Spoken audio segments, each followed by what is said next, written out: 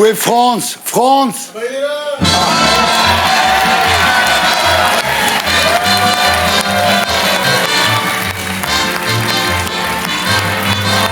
Salut les racistes. Ouais.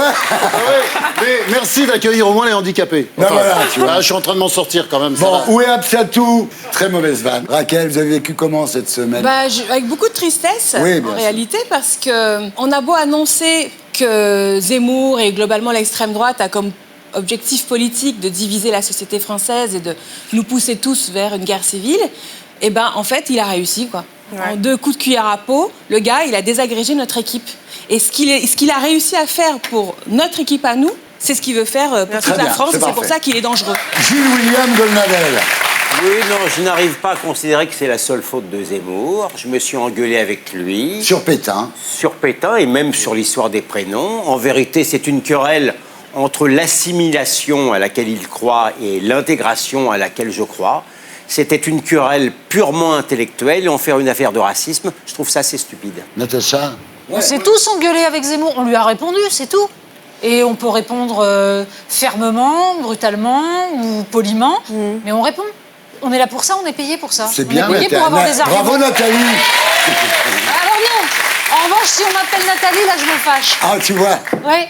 Non, vous savez, j'ai beaucoup de compassion et d'empathie pour la douleur qu'a pu ressentir Absatou. Il faut quand même rappeler que le soir même de l'émission, Moi aussi, oui. je l'ai appelée. Les 2 jours après, je l'ai WhatsAppé. Je lui ai même proposé mon témoignage, si elle voulait témoigner contre Éric Zemmour. Moi, cette semaine, j'ai passé une semaine de merde. Parce qu'en fait, on s'est tous fait attaquer. Moi, je ne supporte pas le fait qu'on se fasse tous attaquer de complaisance. Je ne comprends pas comment est-ce qu'on peut dire que vous êtes raciste alors que vous êtes le premier à avoir invité autant d'Arabes et de Noirs à la télévision.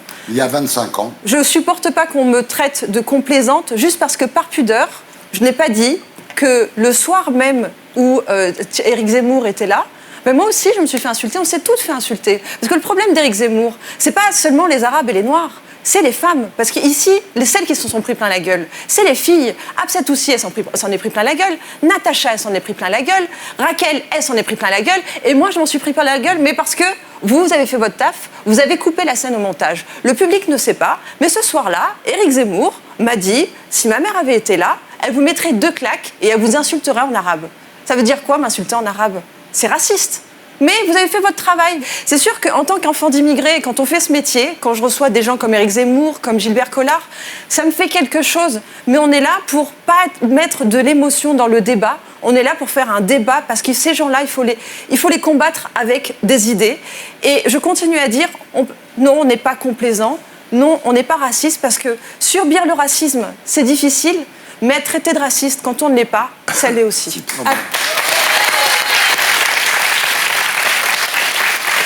Quand je suis rentré le soir d'émission, d'ailleurs j'avais très peu parlé, j'étais tétanisé parce qu'au fond, j'avais le sentiment que Zemmour avait réussi son coup. Qu'est-ce qu'il cherche partout, comme tu l'as très bien dit Raquel? Il cherche à hystériser et par-delà d'ailleurs à vendre des bouquins, parce que je suis sûr que ça se vend absolument comme des petits pains. Et il a trouvé un truc où personne ne peut d'ailleurs le taxer de racisme, hein, puisque voilà, il joue sur les mots, et puis voilà, il y va.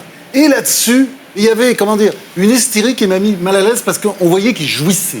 Parce qu'en fait, cet homme adore être détesté. Mais bien sûr. Il sait que c'est ça qui marche. Et il s'est dit, en sortant de l'émission, j'en suis sûr, putain, qu'est-ce que j'ai dû vendre comme bouquin. C'est ça, voilà. Oui. Et ça c'est triste. Je suis pas certaine que tu l'aurais fait il y a 10 ans de couper une telle scène. C'est pas ça. Moi, C'est ça. avec Stéphane Simon, on a engagé Absatou il y a un peu plus d'1 an. Elle était là parce qu'on voulait qu'elle soit là. Personne nous a obligés à l'engager, comme vous ici. On vous a choisi et vous êtes venus. On est très heureux que vous soyez là. Éric Zemmour a tenu des propos qui étaient interdits par la loi. La chaîne, prévoyant la réaction du CSA, a dit il faut le couper parce que de toute façon, comme c'est une émission enregistrée, c'est des propos qui ne peuvent pas être tenus. Dans une émission en direct, c'est pas pareil. Donc on a coupé cette scène. Et Absatou m'en a voulu d'avoir coupé cette scène. Mais je l'ai coupée parce que c'est légal. C'est pas moi qui ai décidé de la couper. Respect de la loi. C'est le respect de la loi. Et pour conclure, Absatou a fait filmer l'émission par sa maquilleuse qui a filmé l'écran de contrôle de sa loge, qui sont quand même des méthodes un peu bizarres, et elle-même a diffusé sur Instagram ce qui avait été coupé par nous, donc par la chaîne, donc en fonction du CSA. C'est-à-dire que là, elle diffuse elle-même des choses qui étaient négatives et qui auraient dû être coupées. Donc, oui, mais tu vois bien qu'il y a des choses qui ont... Comment dire, du point de vue contractuel, évidemment, c'est une violation des contrats. Bon, c'est évident. Mais du point de vue de l'argument qui est de montrer à la société la réalité de cette violence, on comprend qu'elle ait envie de le faire et on comprend qu'elle ait envie aussi de diffuser sa réponse à Zemmour. Moi, comment dire, je trouve que le fait de dévier le tir vers toi ou Stéphane Simon, je trouve que tout ça, c'est rendre trop service à Zemmour. Il faut revenir à Zemmour. C'est lui qui, en plaçant le débat sur la question du prénom qui est consubstantiel à l'identité de chacun, d'ailleurs la loi protège et reconnaît le nom et le prénom comme un élément de la personnalité, c'est protégé par la loi. En plus, ça n'est pas vrai que la loi du germinal en 3 oblige le peuple à avoir des prénoms du calendrier chrétien. Donc c'était même faux historiquement. Absolument. Je mettrai un petit bémol, malgré tout le respect que je vous dois, Thierry. Je trouve que vous êtes allé un peu trop loin quand vous avez parlé des problèmes d'impôts de Absatou. Je trouve que c'est le petit truc qui a fait que ça a tout débordé. Je me suis mal fait comprendre et je le regrette sincèrement. C'est-à-dire que ça a été repris, mais moi quand j'ai dit ça, c'était pour dire mais on l'aime Absatou, la preuve. Il y a eu un truc, le seul truc qui m'a fait sourire dans la semaine, c'est qu'en fait sur BFM, il y avait en boucle Affaire Absatoussi et ils m'ont mis en boucle en image. Wow. Donc il faudrait dire à BFM TV, je ne suis pas Absatoussi, il y a une différence entre une arabe et une noire. Donc voilà.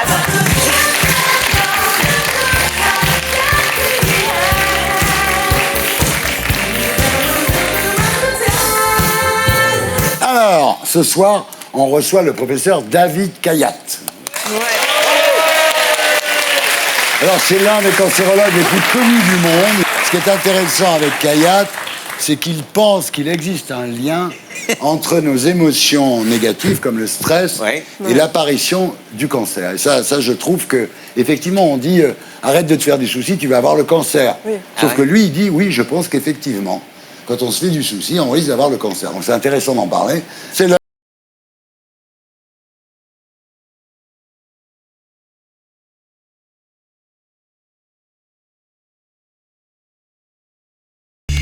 Vous en pensez quoi de David Kayat avant qu'on commence? Je le vis un peu comme un médecin un peu mondain. Oui. Chacun sait que autant les avocats ne sont pas à la recherche de publicité, ils n'ont pas le droit. Les médecins sont avides de publicité. Je le classe un peu comme cela. Cela étant, on peut être un peu mondain et excellent. Donc ça n'est pas forcément une vanne que je lui... Et si vous aviez le cancer, vous iriez chez lui? Pas sûr. Ouais. Pas sûr, mais si j'avais un gros problème juridique, je n'irais pas forcément voir un avocat connu non plus. Oui, voilà. Ouais. Vous êtes trop connu pour qu'on aille vous voir, finalement. Voilà. Je n'ai pas dit ça. Monia, vous en pensez quoi de Kayat? Moi, j'ai beaucoup d'empathie parce qu'il est né à Tunis, il est né à Sfax. Donc, du coup, c'est un confrère. Voilà. C'est un juif de Tunisie, donc je soutiens à mort. Et il y a un côté docteur Mamour, hein, c'est le docteur célèbre. Moi, j'aime bien. Natacha. Là, quand on parle d'un sujet comme ça, moi, je pense surtout... avant de penser qui est David Kayat, etc., je pense à tous les gens que je connais qui ont un cancer. Et rien que pour ça, je pense que tout médecin qui aide à faire avancer la recherche, qui se bat tous les jours pour sauver des gens, est admirable. Bon, il a une bonne tête. Ouais, c'est vrai. Une bonne tête de nounours, mais plus que ça, il fait un métier génial. Bien sûr. Parce que moi, il se trouve, par les hasards de la vie, j'ai mes petits cancers aussi, et je connais beaucoup de médecins. Et les oncologues, plus que les autres, sont des gens que j'ai vus pleurer, souvent des soirs, parce qu'ils ont perdu un patient, ils ont perdu un malade, qu'ils pensaient sauver. Donc voilà, merci et bravo d'être là. Bon, ça va. Raquel? Moi, j'avoue, je ne le connaissais pas. Je suis d'une façon générale pas très familiarisée avec les médecins stars.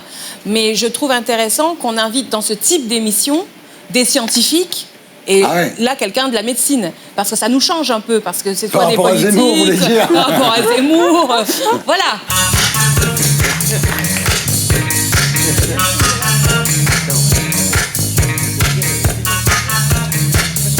Et maintenant, on passe aux unes de la semaine.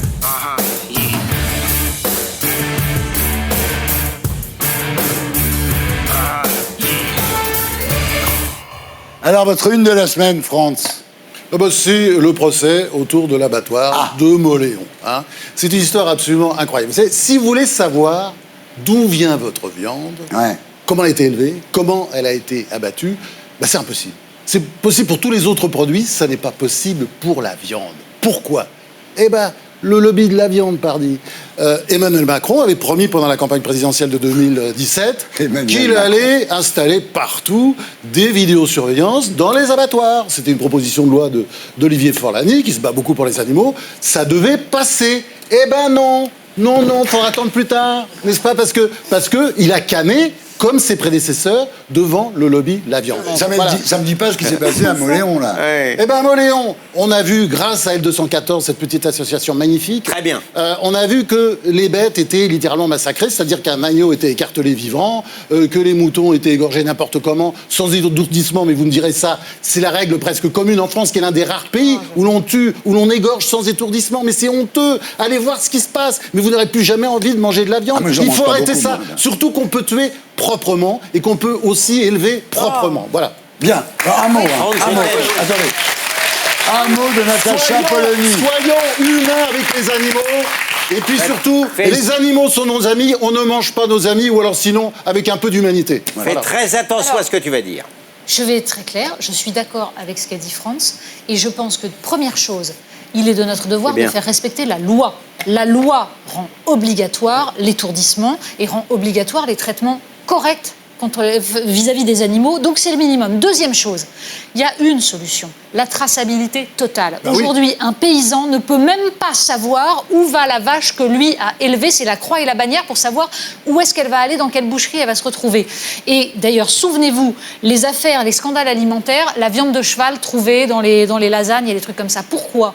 Bien parce qu'il n'y a pas de traçabilité. Et Bruxelles a interdit la traçabilité sur la viande dans les plats préparés. François Hollande, à l'époque, avait promis que ça se ferait. Ils ont essayé vaguement, etc. Mais de toute façon, l'Union européenne ne veut pas parce que c'est pas toujours Bruxelles. Arrête. Non, là, l'Union européenne a refusé. Attends, l'étourdissement, excuse-moi. Je termine. Il n'y a qu'en France qu'il n'y a pas d'étourdissement. Je termine. L'Union européenne, quand la France a demandé la traçabilité totale, c'était Stéphane Le Foll à l'époque qui avait demandé, Benoît Hamon avait essayé aussi, eh bien, l'Union européenne a refusé au nom de la libre concurrence, parce que si le consommateur savait d'où venait la viande, peut-être qu'il choisirait pour les Français de la viande française, etc. Et ça, c'est une distorsion de concurrence. C'est-à-dire que l'information du consommateur est considérée comme une distorsion. Rien que pour ça, j'ai envie de sortir de Nous l'Europe. sommes des citoyens, nous avons besoin d'être informés pour faire nos choix en toute conscience. Un mot. J'aimerais juste préciser que la vidéosurveillance dans une ferme, ça existe déjà. Ça s'appelle L'amour est dans le pré. Natacha, votre une de la semaine. Moi, ma une, elle concerne une petite vidéo que vous avez forcément vue. Ouais. Et oui, ça pourrait faire un film, La Gifle. Vous avez tous vu ça, c'est très simple. C'est la vie. On regarde Magnéto Didier.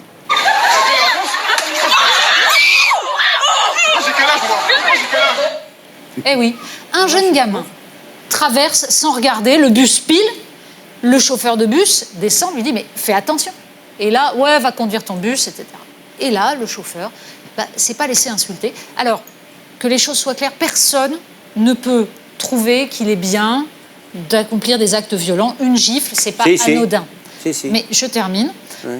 Pardon. Mais laisse-la terminer. C'est vrai, c'est ça une. La véritable cause de cela, c'est le fait qu'un gamin a été mal éduqué et que ses parents ne lui ont pas appris le minimum de respect vis-à-vis des adultes et en particulier vis-à-vis de quelqu'un qui, là, fait son travail et a pilé sec pour éviter de lui rentrer dedans parce qu'il a fait une connerie. S'il avait tué Moum, qu'est-ce qu'il aurait fait, le mec ?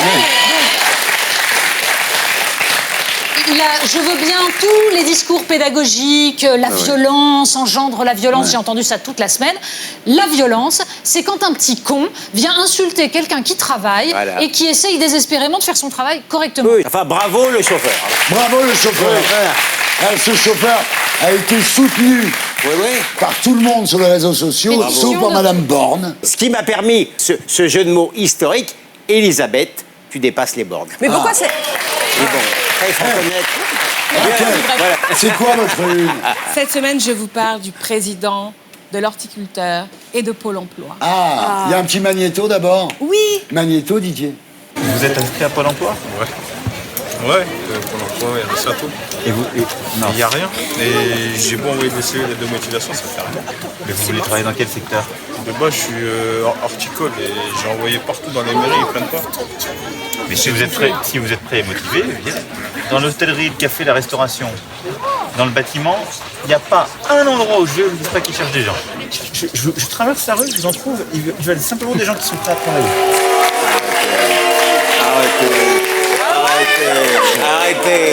Arrêtez. Ça va trop loin. Non, mais écoute, je pense que c'est ce que ressentent les Français. Bien sûr. On est à 2 doigts que les chômeurs traversent la rue pour trouver un nouvel emploi à Emmanuel Macron, là. Parce que après tant d'humiliation... Non, mais sérieusement, qu'est-ce que ça veut dire D'abord, une promesse non tenue, encore une. Je traverse la rue et je vais trouver du boulot. On attend encore qu'il traverse la rue. D'ailleurs, en face de chez lui, il n'y a que des galeries d'art et des boutiques de luxe. Donc c'est sûr que pour un horticulteur, c'est un très bon endroit. Et après, il s'est ravisé, tu sais. Il dit, ah ben non, finalement, va dans les crêperies de Montparnasse. Il y en a 1 sur 2, mais je t'assure, il va trouver du boulot. Mais c'est quoi cette discussion? Le type, il est président de la République et il parle comme s'il donnait des conseils au bord du zinc. En disant, je t'assure... Non, il est responsable politique, c'est à lui de créer un contexte économique favorable à l'emploi. Et en fait, comme il ne le fait pas, il veut trouver un coupable. Et le coupable, c'est qui? Le chômeur, qui est accusé de ne pas assez chercher. Or, c'est démenti par les chiffres. Parce qu'effectivement, il y a à peu près 300 000 postes non pourvus en France pour 3,5 millions de chômeurs. C'est-à-dire, je prends les catégories A, quoi. C'est-à-dire ceux qui n'ont pas travaillé 1 minute dans le mois entier. En gros, un poste pour 11. Et c'est ça qui est terrible et finalement profondément injuste dans les propos du président. Écoutez, mon anti-macronisme n'a rien à envier à celui de Madame Garrido. Cela étant, je ne voudrais pas que ça devienne complètement systématique. Il y a une conversation entre les deux. L'horticulteur, ensuite, il est venu se plaindre le lendemain de la manière dont le président lui avait parlé. Honnêtement, il n'avait pas l'impression de mal le prendre quand ils parlaient entre eux. Oui, alors peut-être que la communication de Macron est mauvaise, mais honnêtement, c'était quoi le fond de l'histoire? C'était de dire... il ne faut pas tout le temps être dans une sorte de compassion et de l'assistanat, il faut être dans une sorte de volontarisme. Je vous mentirais. Tu ne deviens pas président de la République pour dire aux gens démerdez-vous. C'est pas à moi m'occuper de vous. D'ailleurs, les gens l'ont bien compris. Regardez les parodies. Les parodies sont drôles. Les parodies ici. Ah là, s'il y a des parodies, je ferme le banc. C'est drôlissime. C'est bien, mais c'est drôle. Bien. Voilà, c'était les unes de la semaine. On se retrouve après la pub pour la deuxième partie du Before des Terriens du dimanche. À tout de suite.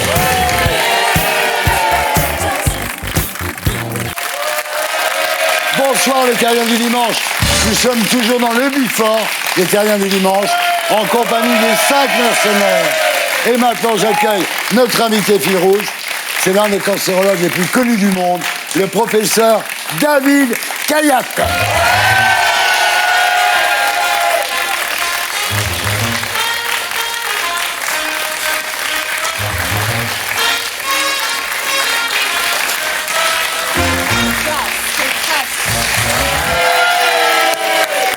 Bonsoir David Kayat. Donc vous publiez l'enquête vérité, vous n'aurez plus jamais peur du cancer chez Albin Michel. Selon vous, les émotions négatives comme le stress jouent un rôle majeur dans le développement du cancer. Vous cherchez à savoir pourquoi.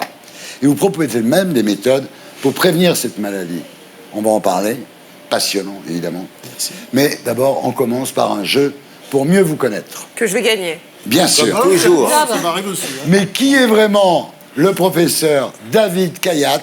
C'est le bio-quiz de l'invité.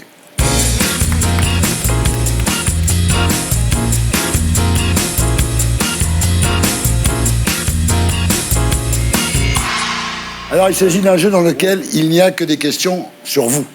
Donc, vous ne répondez pas, évidemment, mais vous nous confirmez si ce sont de bonnes ou de mauvaises réponses. D'accord. Pour quelle raison David Kayat est-il devenu médecin?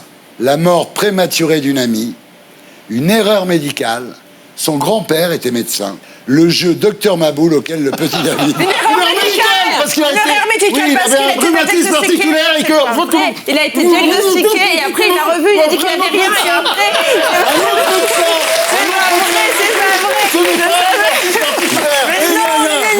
Qui a répondu? Moi. Non, c'est moi.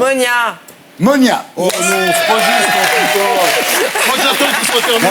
J'avais 7-8 ans et effectivement, le médecin de quartier avait fait le diagnostic d'un rhumatisme articulaire aigu jusqu'à ce que, arrivé vers 15 ans, 13 ans. 13 ans. Hein. Ouais, vers 13 ans, mes parents ayant changé de statut social. Oui, parce qu'il y avait de l'argent, c'était un médecin beaucoup plus cher. Et donc ils ont vu un grand médecin, comme on dit aujourd'hui. Et le type a regardé tout le dossier et il a dit comme ça, j'étais là, hein, et il a dit mais votre fils n'a jamais eu de rhumatisme articulaire. Donc vous aviez pris de la cortisone pour rien, en fait. Ah oui, cortisone, antibiotiques, tout, pendant 5 ans pour rien. Mais ça devrait dégoûter de la médecine. Ça aurait pu me dégoûter de la médecine, ça m'a pas dégoûté de la médecine, parce que ce que j'ai adoré dans cette malheureuse histoire, c'est que chaque fois que mes parents appelaient le médecin, ils étaient angoissés, mais il faut imaginer, ils étaient sur le seuil de la porte, ils se tenaient tous les deux. Et dès que le type commençait à m'examiner et tout, et puis il se tournait vers eux et pour faire un petit sourire, c'est pas grave, il va pas mourir. Et là, mes parents, ils étaient fous de joie, quoi. Ouais. Je me suis dit, putain, ce type est un magicien. Il arrive à les rendre heureux, alors que 5 minutes avant, ils étaient mourants d'angoisse. Et c'est pour ça que j'ai voulu être médecin. Très bien, alors, quel plat de sa maman a particulièrement marqué le professeur David Cayatte? Les brochettes de cœur de volaille, les beignets de cervelle, les mijotés de poumons de mouton, les testicules de chameau. Les poumons de mouton. Testicules de chameau. Les poumons de mouton. Beignets de cervelle. Les beignets de cervelle, exactement. Ah bon? Je vous signale qu'il y a un article de 2 pages sur ce plat dans New York Times la semaine dernière. Bien sûr. Ah ouais. Quel métier David Cayatte aurait aimé faire s'il n'avait pas été médecin? Chanteur, vigneron, avocat ou gigolo? Avocat. Chanteur. Avocat, non. Non. Vigneron. Chanteur. Vigneron, bravo. Oui. Oui. Bravo. Oui. Ah ouais. Ça vous aurait plu, ça. Élevé du vin. Ouais. Ah oui, je trouve que ce que font les viticulteurs est admirable. D'abord, ils éduquent la nature, ils la rendent plus belle. Quand vous allez voir tous les coteaux comme ça avec des vignobles, c'est magnifique. Et puis voilà, c'est la France. C'est un pays viticole, c'est une vraie culture. Moi qui n'ai jamais bu de vin avant l'âge de 34 ans à peu près, hein, depuis que j'ai commencé à goûter ça, je trouve ça fabuleux. Ah oui, je suis d'accord. Et on ne va pas crever dès le premier verre C'est d'un faux. cancer. C'est faux. Voilà. C'est même l'inverse, il paraît qu'un verre par jour, Non. ça fait du bien. Alors un verre par jour, ça diminue le risque de maladie d'Alzheimer, mais on a eu des gens qui ont affirmé il y a quelques semaines que le premier verre augmentait le risque de cancer du sein. Honnêtement, Alors, c'est faux. on dit tout et son contraire. C'est ce que je suis en Parce train. On en parlera. Il y a un an, on entend. Il fallait. Moi, je me forçais. à C'est boire pas un mon verre débat. Non. Oui, c'est un jeu. Non. C'est pas un débat, c'est un jeu. Mais la vie est un débat. Tu t'es trompé de Ça, c'est studio, là. Qu'a déclaré David Cayatte sur BFM TV à propos du cancer? On a le cancer qu'on mérite. Il n'y a pas un type qui a plus peur du cancer que moi. Oui. Le cancer, c'est tabou. On en viendra à bout. Le cancer, je lui nique sa mère. La deuxième, Il n'y a pas un type La qui a deuxième, plus la peur deuxième, du cancer la que moi. deuxième, je te l'ai dit. Oui. Bah, tu l'as dit Moi avant, qui l'ai on va dit. dire deuxième. Bon, bah, C'est moi qui l'ai dit. Magnéto, Didier. Est-ce qu'on peut éviter d'être atteint par cette maladie? Écoutez, il n'y a pas un type qui a plus peur du cancer que moi. Pour une raison simple, c'est que j'en vois depuis 35 ans. Oui. Et si j'écris ce livre, c'est justement parce que j'en ai très peur. J'en ai peur pour moi, pour mes enfants. Et pour autant, je vais vous dire, il n'y a pas de remède miracle. Mais c'est contradictoire avec le livre que vous sortez aujourd'hui, parce que dans l'enquête vérité, vous dites vous n'aurez plus peur du cancer. C'est le titre du livre. C'est pour l'avenir.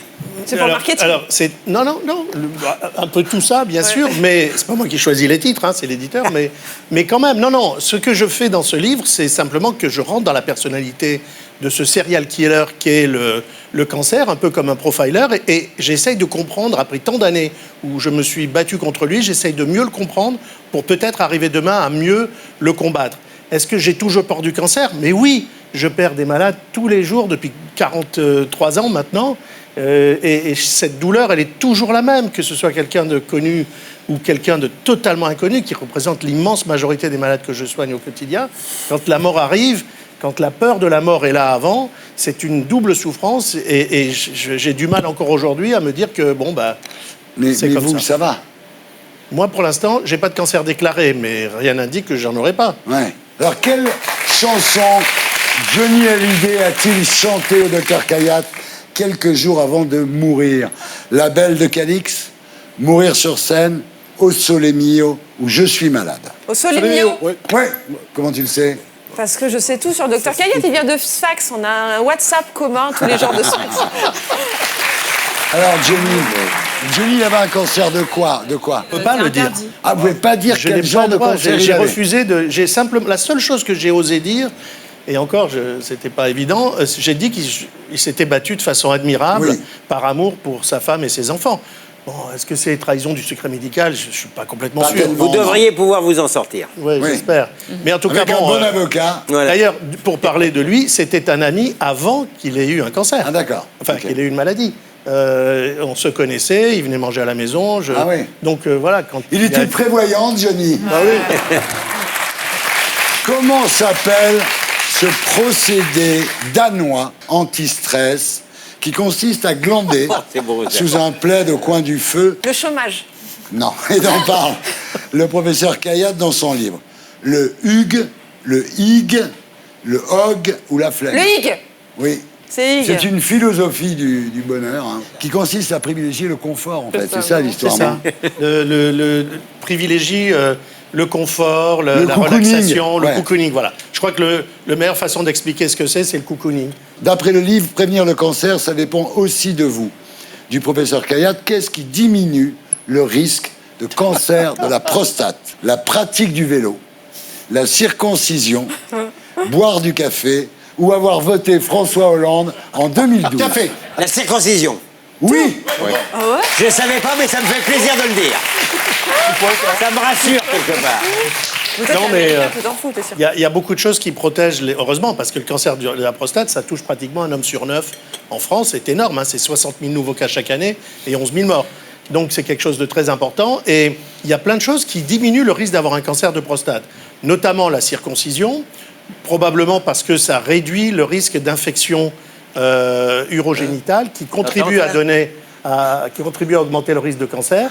Mais ce qui le diminue le plus, à part le jus de grenade... La graine de courge. Alors non, c'est l'éjaculation. Ah oui. Non, c'est l'éjaculation. Lui, c'est de parler, c'est le Alors, en professeur. fait, il y a Oui, plusieurs études très sérieuses qui ont montré que 5 éjaculations par semaine ou 21 par mois réduisaient d'environ 30% le risque de cancer de la prostate, donc c'est important, hein, parce qu'en fait, dans le sperme, il y a des substances extrêmement cancérigènes, comme la putrécine, des choses comme ça, la spermine, la spermidine, et plus vous en débarrassez, et moins il y a du contact avec votre prostate. Laisse Sauf tomber. que les études montrent très bien que ça ne marche que si vous avez une éjaculation par pénétration et pas par masturbation. Pourquoi? Parce que votre cerveau, il comprend au moment où vous allez jouir qu'il n'y a aucune chance qu'il y ait une reproduction, et là, il garde du sperme, et le volume de l'éjaculat est plus petit. Si on fait 3 ou 4 masturbations tous les soirs. Bah, ça compense. Mais le problème, c'est que si vous... Il n'est pas psy, il est oncologue. Mais moi, je pose des questions. Et donc, s'il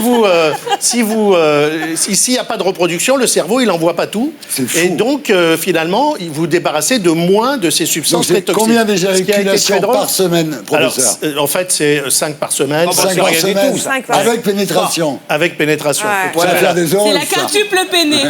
Non, alors par contre, il y a dans l'alimentation quelque chose, il y a eu 3 très belles études qui ont montré que le jus de grenade, ça réduit de façon majeure le risque de cancer de prostate. Et chez ceux qui ont un cancer de prostate, ça réduit de façon majeure le risque de rechute.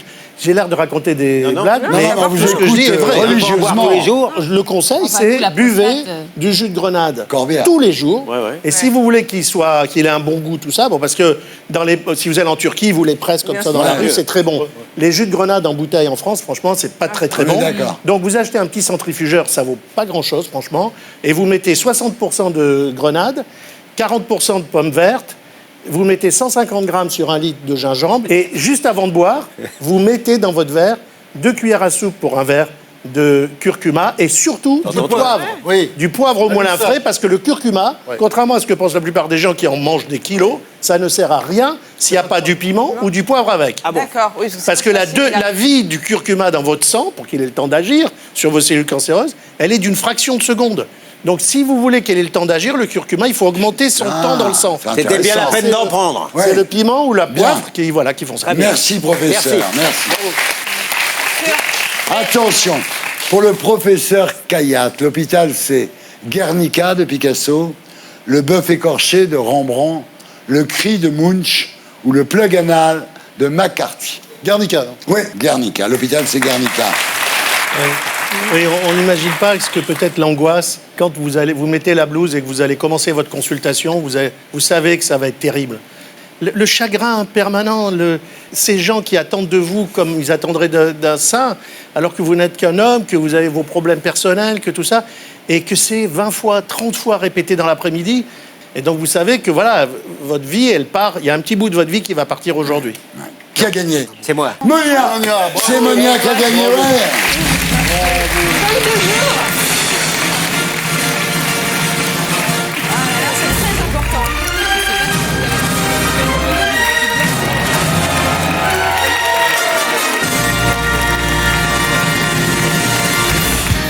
Voilà, on se retrouve après la pub avec les Terriens du dimanche, l'émission qui vous permet de savoir quel jour on est ce soir face aux 5 mercenaires, l'un des cancérologues les plus connus du monde, le professeur David Kayat. À tout de suite.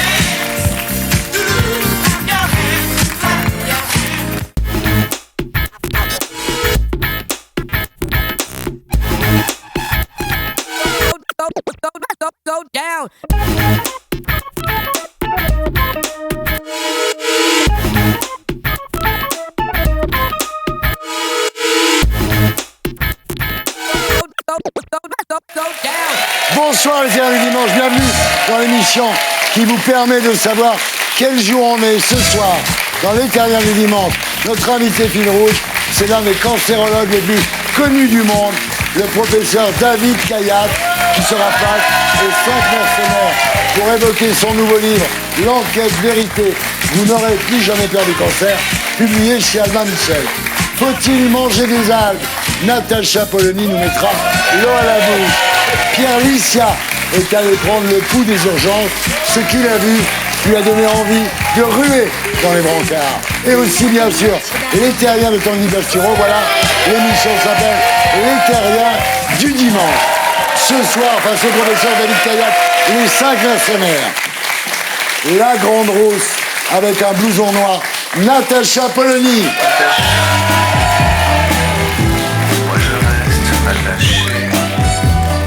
Pour détourner un avion, il faut être dedans, elle est là. Raquel Garrido.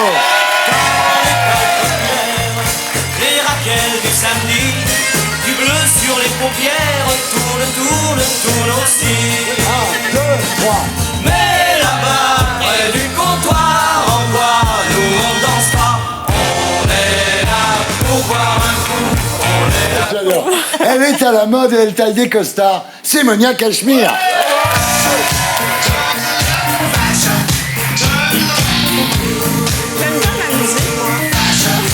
Tête à claque, tête de mule, mais surtout tête bien faite. Ouais. Franz-Olivier Gisbert. Encore une danse, je rejoindrai mon vieux mari après. L'avocat qui se défend très bien lui-même, Gilles William Goldlaner. Carrément méchant, jamais content. Carrément méchant, jamais content.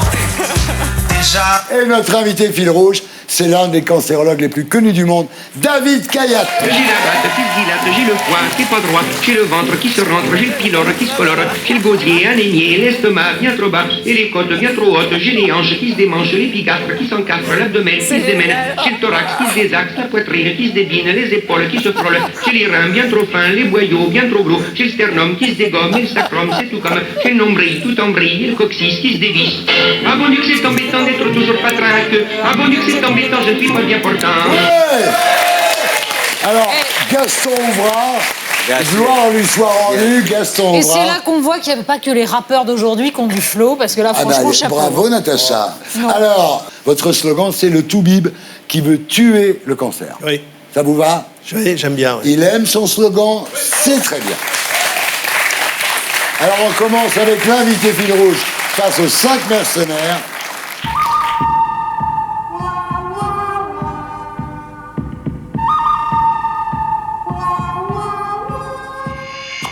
Alors, David Kayat, les 5 mercenaires ont chacun une question à vous poser. On commence avec Franz-Olivier Gisbert. Alors, David Kayat, qui fait un beau métier que j'aime, ma question est simple. Quand on a un cancer, il y a quelque chose que je déteste, hein, c'est la peur qu'on inspire aux autres. Alors, dites-nous ce qu'il faut faire. Par exemple, j'ai un cancer, je me souviens la première fois, le premier cancer que j'ai eu, j'ai été voir le professeur Debré qui m'a dit « Surtout, tu ne dis rien !» Surtout pas au boulot, parce que tu verras, tu seras mort dans le regard des autres. Ah ouais. Je ne l'ai pas cru, parce que quelques temps après mon cancer, j'ai fini par le dire ici ou là, au travail ou ailleurs, et j'ai vu effectivement j'étais comme mort. Comment on peut changer ça? D'abord, est-ce que vous conseillez de le dire quand on a un cancer aux autres? Je ne parle pas de la famille proche, bien entendu. Alors, écoutez, d'abord, c'est pas normal, parce que le cancer, c'est une maladie, comme toutes les maladies. Sauf que cette maladie, elle n'arrive pas à être une maladie comme les autres.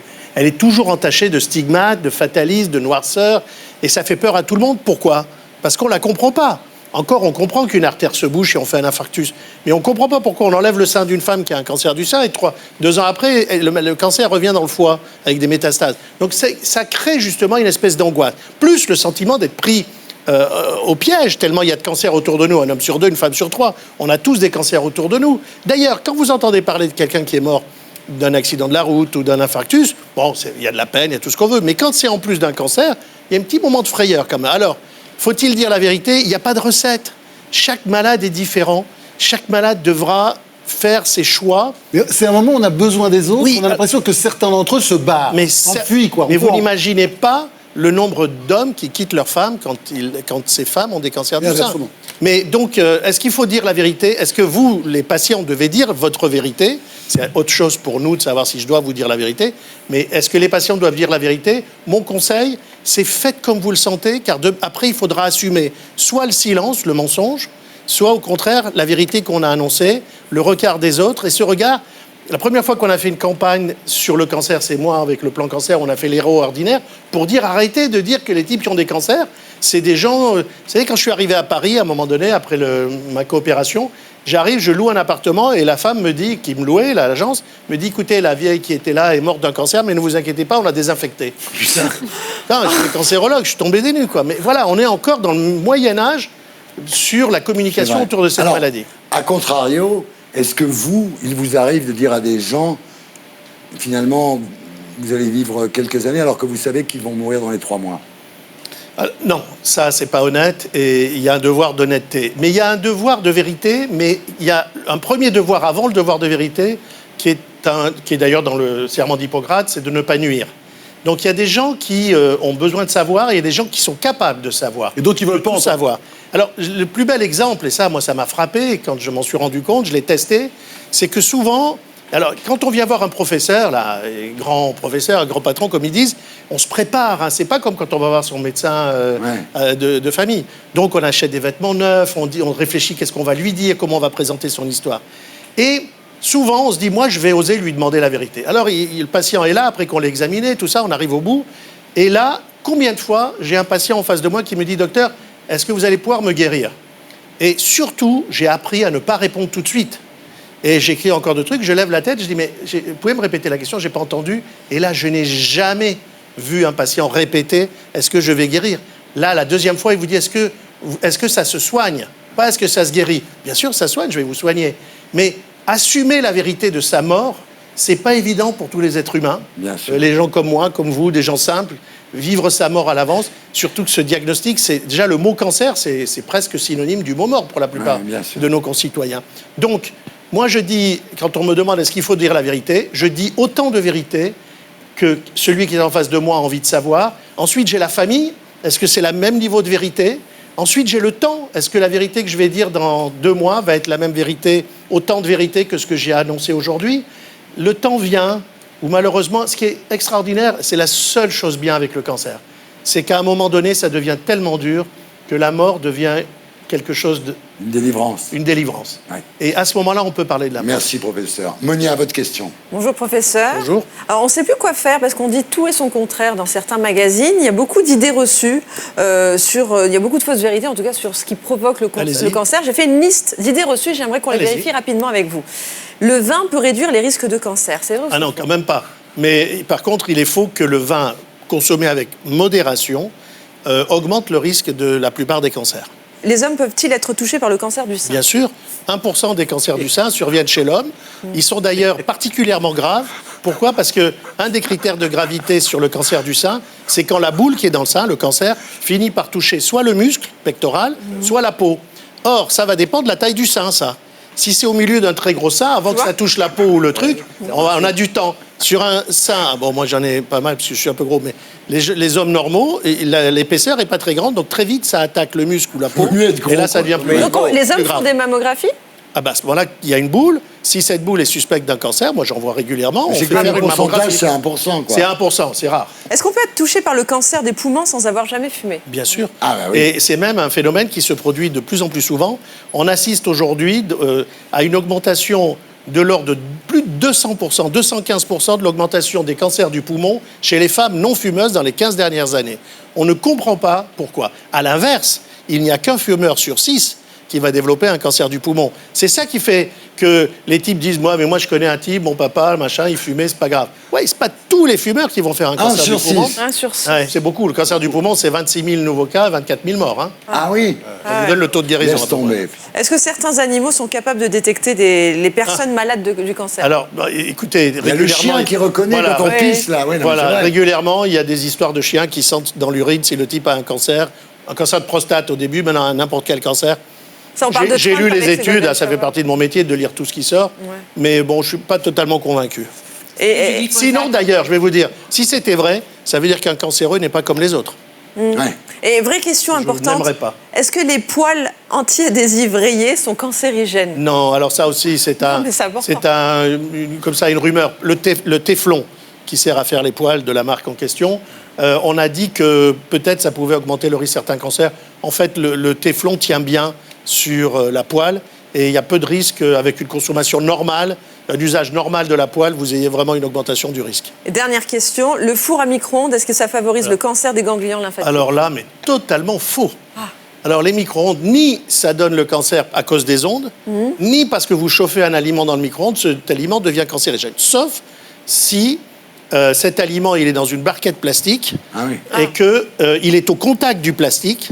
Ah, c'est à cause de la barquette en fait. C'est le plastique chauffé qui finit par transmettre dans l'aliment que vous allez manger des substances comme le bisphénol, etc., qui sont des perturbateurs endocriniens. Merci, professeur. Donc tu mets dans une assiette en porcelaine. C'est très précis, c'est très précis. Bon, c'est clair. On passe à Raquel Garrido.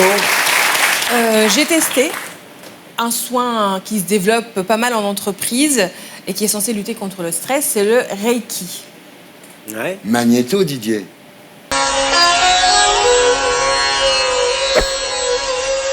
Le Reiki permet de réduire le stress. Ça amène la sérénité, soulage la douleur. Le Reiki va permettre de réguler l'équilibre physique et émotionnel.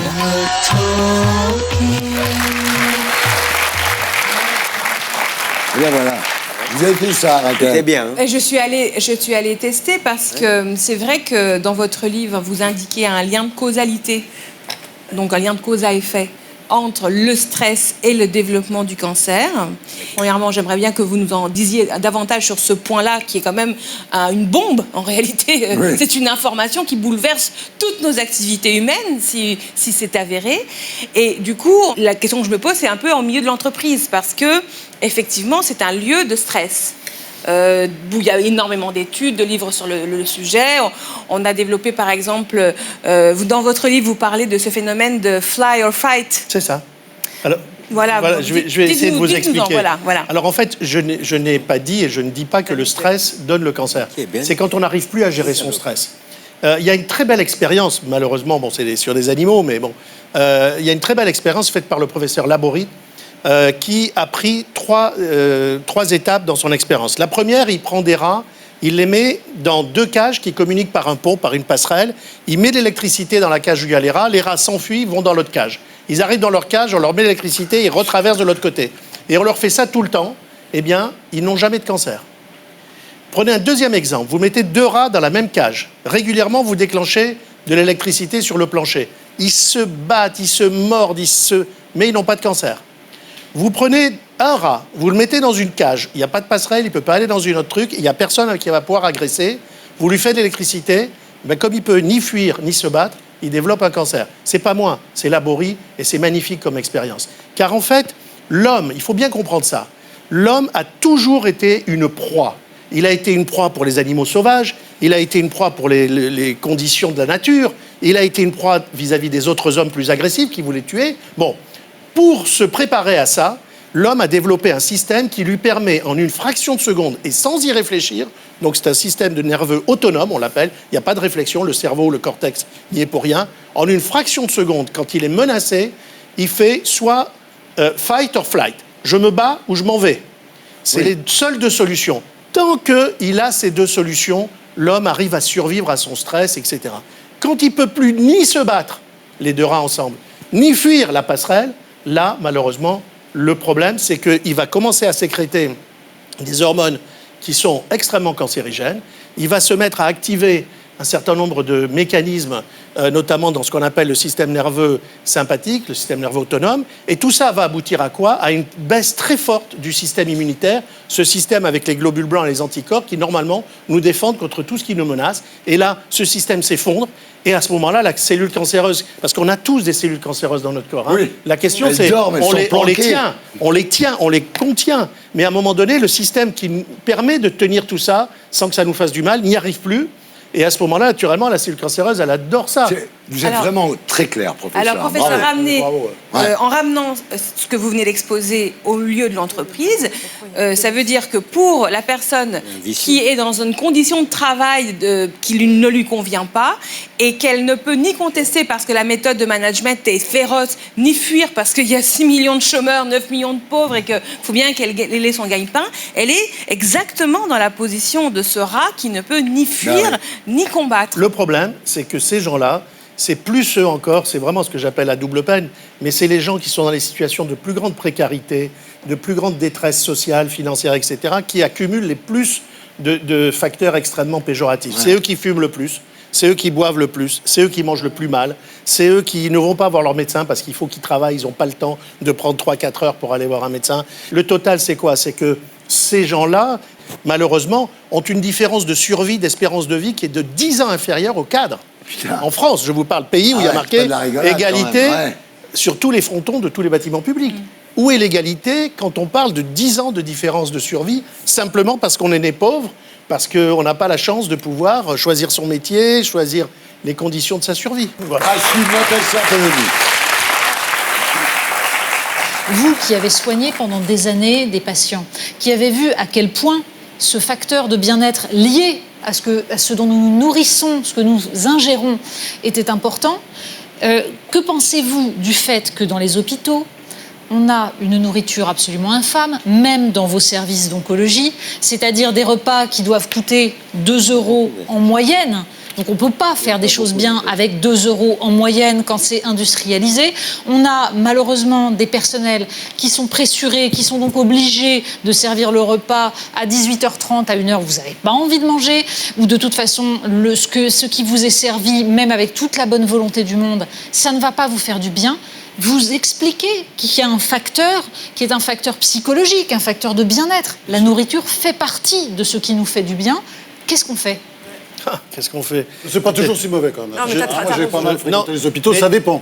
Pardon, il faut voir les chiffres de la dénutrition à l'hôpital. En général, non. Moi, j'étais à l'hôpital, moi aussi, je peux te dire qu'on bouffe de la merde. Maintenant, pourquoi? Parce qu'on n'a pas d'argent. Madame Polony a raison. Mais maintenant, c'est vrai qu'il y a des exceptions et c'est vrai que des jours, c'est pas mauvais. Mais le problème, c'est, vous savez, dans mon service, on a fait une enquête il y a une quinzaine d'années, on a interrogé 100 patients pour savoir qu'est-ce qu'ils voulaient manger, qu'est-ce qu'ils ne voulaient pas manger, etc., etc. D'une façon extrêmement rigoureuse, indiscutable scientifiquement. D'ailleurs, on a publié le papier dans une grande revue. Et en fait, ce qu'ils voulaient, les malades sous chimio, c'est manger quand ils ont faim, pas à heure fixe, manger froid, pas chaud, sans odeur, et plutôt des produits lactés. Eh bien, nous, qu'est-ce qu'on leur donne à manger? On leur sert à heure fixe un truc qui sent fort. Ça pue, franchement. Ça pue les poireaux, ça pue la langue de bœuf à la sauce tomate. Ils sont bons, le poireau. Enfin bon. Non, mais quand vous avez de la chimio qui passe dans vos veines, ça pue. Alors moi, j'ai dit dans mon service, à l'époque, j'avais une fondation, donc je récoltais de l'argent pour aider à humaniser le séjour des malades. J'ai dit, mais on va mettre un frigidaire, comme dans les hôtels, un mini-bar, et on va mettre des yaourts, des crèmes, desserts, etc. C'est interdit. C'est interdit parce qu'il faut vérifier les dates de péremption, qui prend la responsabilité, et si un jour il y a une infection et tout, donc ça m'a été refusé. Ce que je comprends, il y a des règlements, etc. Bon, ceci dit, aujourd'hui, le constat, c'est qu'on mange si souvent tellement mal qu'il y a véritablement un problème de malnutrition, voire de dénutrition, notamment chez les personnes âgées au cours de leurs hospitalisations. D'ailleurs, il n'y a pas besoin d'être professeur de médecine pour se rendre compte qu'un patient âgé qui va passer 15 jours, 3 semaines, parce qu'ils mettent plus de temps que les autres pour récupérer d'une opération, d'un infarctus, de n'importe quoi, les personnes âgées, quand ils ressortent, ils n'ont plus de muscles, ils ont du mal à marcher, ils ont du mal à tenir des trucs, parce que ça a été une épreuve, cette hospitalisation, beaucoup plus pour qu'un petit jeune homme. Merci, professeur. Et maintenant, la question du 6e mercenaire. Ce soir, Florence Anxic, qui est médecin généraliste et homéopathe dans le 17e arrondissement de Paris. Magnéto, Didier.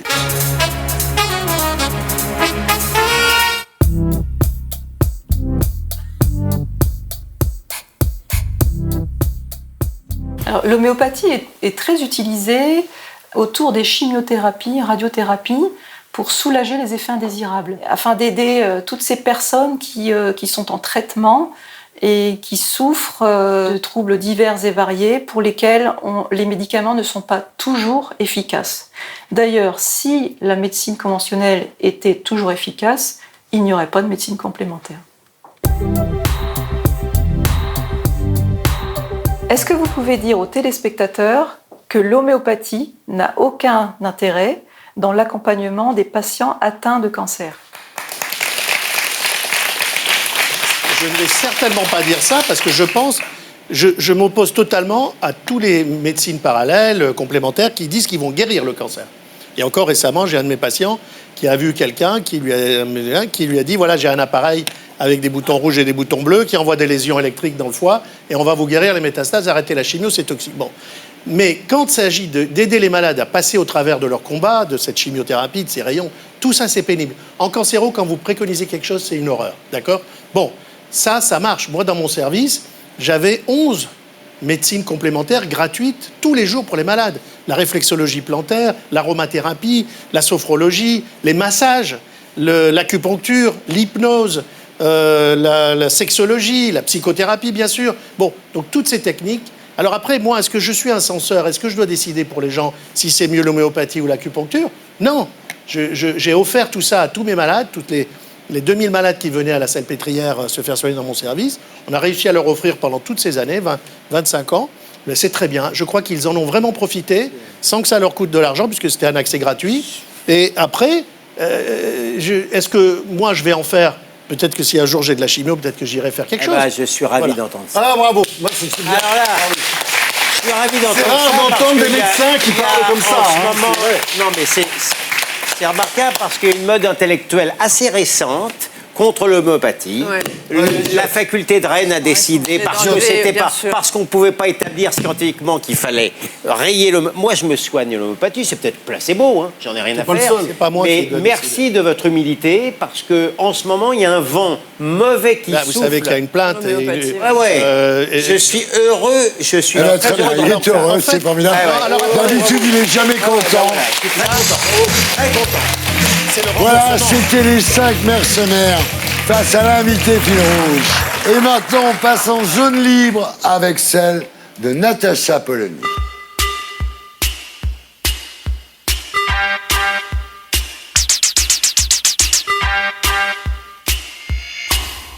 Faut-il manger des algues? Il est l'heure pour Natacha Polony de nous mettre l'eau à la bouche, Natacha. Oui, l'eau de mer.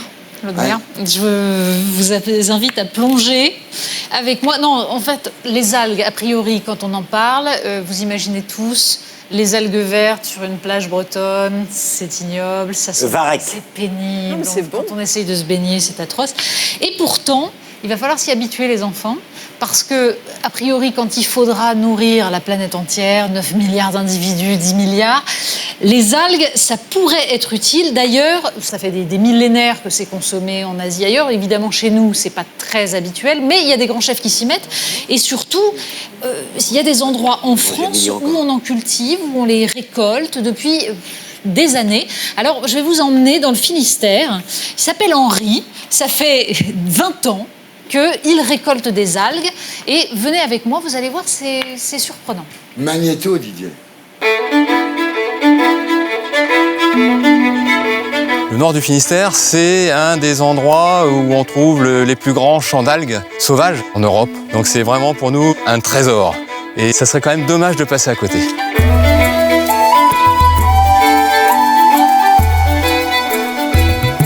Alors on va retrouver Brendan, un des pêcheurs à pied de l'entreprise. Aujourd'hui, on lui a demandé de pêcher de la laitue de mer parce qu'on est en pleine saison.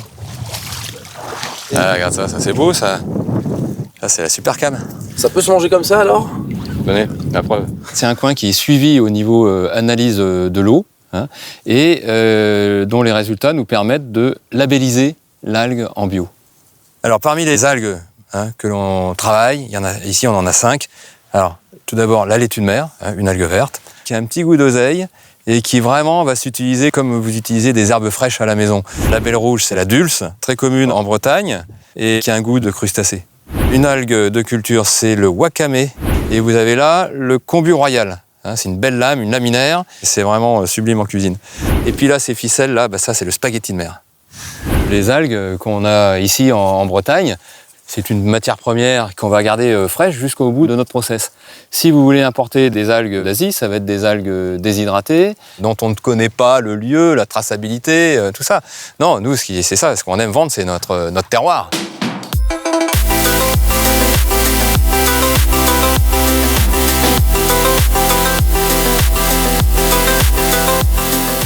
À partir du moment où l'algue a été récoltée, il n'y a pas plus d'une journée avant de la laver.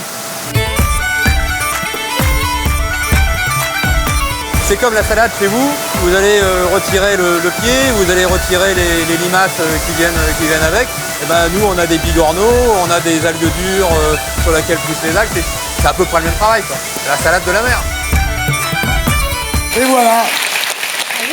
Vous avez vu, ça fait envie. Alors, là, en France, en fait, la commercialisation de ce genre de salade est autorisée depuis la fin des années 80. Mais bon, vous avez vu, il y a quelques espèces, c'est très réglementé. Non, et faites pas la tête, je vous en ai amené. En général, je fais déguster des jambons, des chapelets. Donc là, j'ai décidé de changer des algues. Moi, je mange de la spirula. Il y a ma spirula. Voilà. Alors, moi aussi, j'en veux. On va y spirula, venir. c'est bon. On va y très venir bon. à tout ça, à la spirula. Donc là, vous avez les algues qui vous ont été présentées dans le reportage. Donc laitue de mer, wakame, kombu royal, spaghetti de mer et dulce. C'est entre 20 et 32 € le kilo. Alors, vous allez y goûter d'abord. Vous allez me dire si ça vous plaît. Vous faites tourner, vous discutez. C'est des herbes, Vous pouvez regarder les petits tartares qui sont là. C'est très, très sympathique. Et surtout, il semblerait que ces algues soient quand même un aliment assez extraordinaire pour la santé. C'est-à-dire, c'est un antioxydant très puissant. C'est une source de fibres, de nutriments, c'est efficace contre la fatigue, donc contre le cholestérol, contre la prise de poids, et oui, ça protégerait le cœur, c'est capable aussi d'aider à lutter contre les maladies dégénératives. Bref, on nous explique que les algues, c'est formidable, que les algues, c'est l'aliment du futur. On va peut-être demander au professeur Kayat, est-ce qu'il peut y avoir des pouvoirs pour notre santé? Quelles algues? Dans quelles conditions? Puisque vous nous avez expliqué pour le curcuma que c'était avec de la pipérine. Voilà, pendant qu'il se régale, racontez-nous tout sur les algues. Vous avez tort, c'est bon. C'est délicieux, on se régale. C'est pas Pas sûr mauvais. qu'elle soit cachère, hein. Non, alors écoutez, je pense que ce qui a été dit est vrai, c'est-à-dire qu'un jour, il faudra qu'on trouve des calories pour nourrir la planète. Voilà. Et la mer Mais nous pas en beaucoup, apporte comme ça à portée de main, capable d'être récoltée d'une manière pas très chère. Moi, je fais ça, mon C'est chéri. vrai que ce que contiennent les algues en général, les oligo-éléments, les vitamines, ce sont des aliments qui sont très faibles en sucre, en gras bien évidemment, donc c'est un très bon aliment. Moi, les deux seules algues que je connaisse parce qu'elles ont éventuellement des vertus préventives sur le cancer, ce sont des micro-algues, notamment bien sûr la spiruline, mais voilà, plus je que prends la la spiruline, la chlorelle. Ouais. Alors, ce qui est extraordinaire, c'est que la chlorelle, quand vous la cassez, c'est-à-dire avec des ultrasons, tout ça, vous la réduisez en petits bouts, si vous l'avalez, elle ramasse les métaux lourds qui sont cancérigènes, le cadmium, le mercure, l'arsenic, le plomb, et elle vous en débarrasse par les selles. Donc, c'est vraiment un produit extrêmement Merci, intéressant. professeur, merci. Alors, on peut peut-être préciser une Merci, chose, professeur. Thierry. Alors, Thierry, est-ce que tout le monde peut ramasser des algues? Parce que après, est-ce qu'il n'y a pas des comme les champignons? Ah non, je pense qu'il Il y en faut a faire- qui font mourir, il y en a qui font triper, il y en a qui plaisent à Natacha Non, Polony. je crois franchement qu'il faut des spécialistes. Vous ne pouvez pas cueillir On a n'importe bouffé quoi. n'importe quelle algue. Vous n'allez pas vous mettre sur la plage et manger des Pour algues. ramasser des algues pour le loisir, mais en fait, c'est surtout qu'il faut les récolter. Il y a des zones de récolte en fonction de la pollution. Il faut faire très attention. Vous vous baladez pas sur n'importe quelle plage en prenant des algues. C'est pas du tout comme ça que ça marche. D'autant plus que le 7 août 2018, l'Agence nationale de sécurité sanitaire, l'ANSES, a quand même alerté sur le fait que c'est pas bon pour tout le monde parce que ça contient de l'iode et l'excès d'iode n'est pas forcément excellent pour certains types de populations. Donc il faut juste faire un peu attention. Les femmes enceintes ou allaitantes, les gens qui ont des pathologies de la thyroïde doivent faire attention à l'excès d'algues. D'ailleurs, on voit là qu'ils salent les algues et on a goûté dans ta petite sélection certaines qui sont très bonnes. Cette laitue de mer, elle est très douce. Mais par exemple, les spaghettis, moi, je les trouve personnellement trop salés. Et on sait que trop de sel, le sel tue que le sel tue, quoi. Mais c'est dommage qu'il n'y ait pas des algueries. Où on irait acheter des algues. Tu devrais ouvrir une alguerie, Monia. Il faut qu'on précise une chose. La France a l'un des plus gros domaines maritimes au monde. Donc ça veut dire qu'il y a une richesse potentielle pour la France si elle voulait enfin faire attention à son domaine maritime. C'est l'avenir. Et c'est l'avenir pour nourrir l'humanité. Eh bien, moi je reste attaché à la douce personne. Et voilà, David Kayat, peut-on encore se faire soigner aux urgences dans les hôpitaux publics? Réponse après la pub, dans la deuxième partie des Terriens du dimanche. À tout de suite.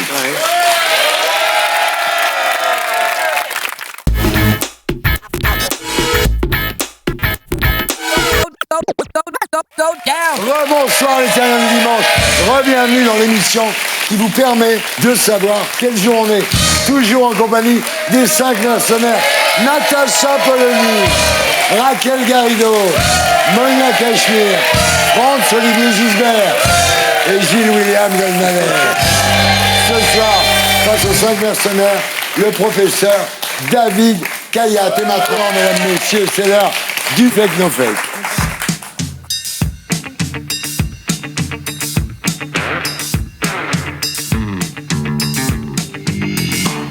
Alors la prod a préparé des sujets qui concernent les découvertes médicales. À vous de dire si ces affirmations sont vraies ou fausses, si elles sont fake ou no fake. On a compris. Alors premier sujet, il existe des lentilles de contact qui permettent de diffuser un contraceptif dans le corps. Faux. Tu dis que c'est faux. C'est vrai. Toi, c'est vrai. Oui. Des lentilles de contact qui permettent de diffuser un contraceptif dans le corps. C'est évident. Pour vous, c'est vrai. C'est une évidence. Ouais, c'est possible. Pour toi. Bon, vous. Je pense que si c'est pas possible aujourd'hui, ça le sera un jour. Voilà, c'est une bonne réponse. Non, c'est pas une bonne réponse. La bonne réponse, c'est fake ou no fake. Je comprends pas l'intérêt de foutre ça dans la lentille de contact. Pardon, mais... Et là, la réponse, c'est que c'est faux. C'est faux. Des chercheurs britanniques ont mis au point des lentilles qui permettent de diffuser des médicaments pour soigner les glaucomes. Pour le moment, ça s'arrête au glaucome. Voilà. Alors, deuxième sujet. Écouter les Bee Gees peut éviter l'infarctus. Vrai. Oui, vrai. Sûr. C'est le rythme du massage cardiaque. Absolument, bravo. C'est vrai. Stay alive.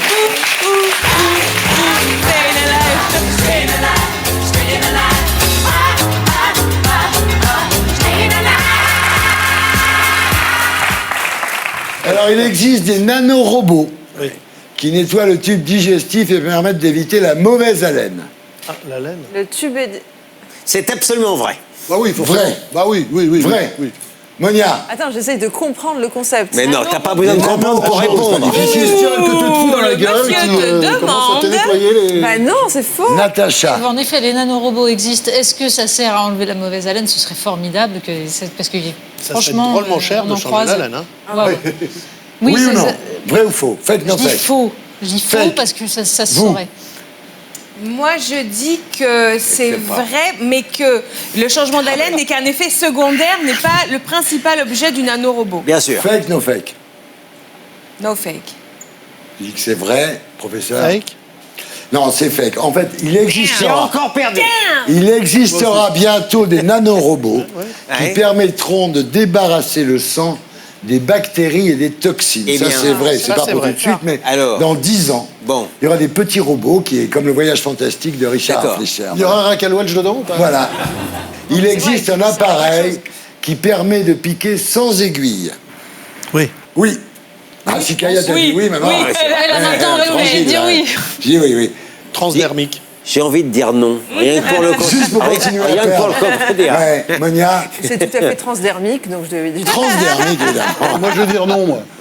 Robert Belmont. Voilà un garçon courageux. Une start-up américaine a inventé un boîtier Voilà. qui permettrait de piquer sans aiguille. Par exemple, pour faire une prise de sang, on colle le boîtier sur le bras et on appuie sur un bouton comme ça, on attend 2-3 minutes. Ça changerait la vie. Et ça, oui, ça change la vie, c'est la fin des piqûres. C'est Natacha Polony qui a gagné. Et Gilles William a perdu. Comme toujours. Et comme punition, Comme toujours. Emma, si on pouvait mettre le sampleur de Gilles William, Oui, s'il ça vous sera plaît. sa punition. Je suis carrément méchant, jamais content. Attends. Carrément méchant, jamais content. Moi, je trouve que perdre aussi constamment ne manque pas de grandeur. De panache même. De panache. C'est tout. Ça vous va de perdre comme ça? De perdre, j'aime bien. Et maintenant, c'est l'heure du zapping des terriens.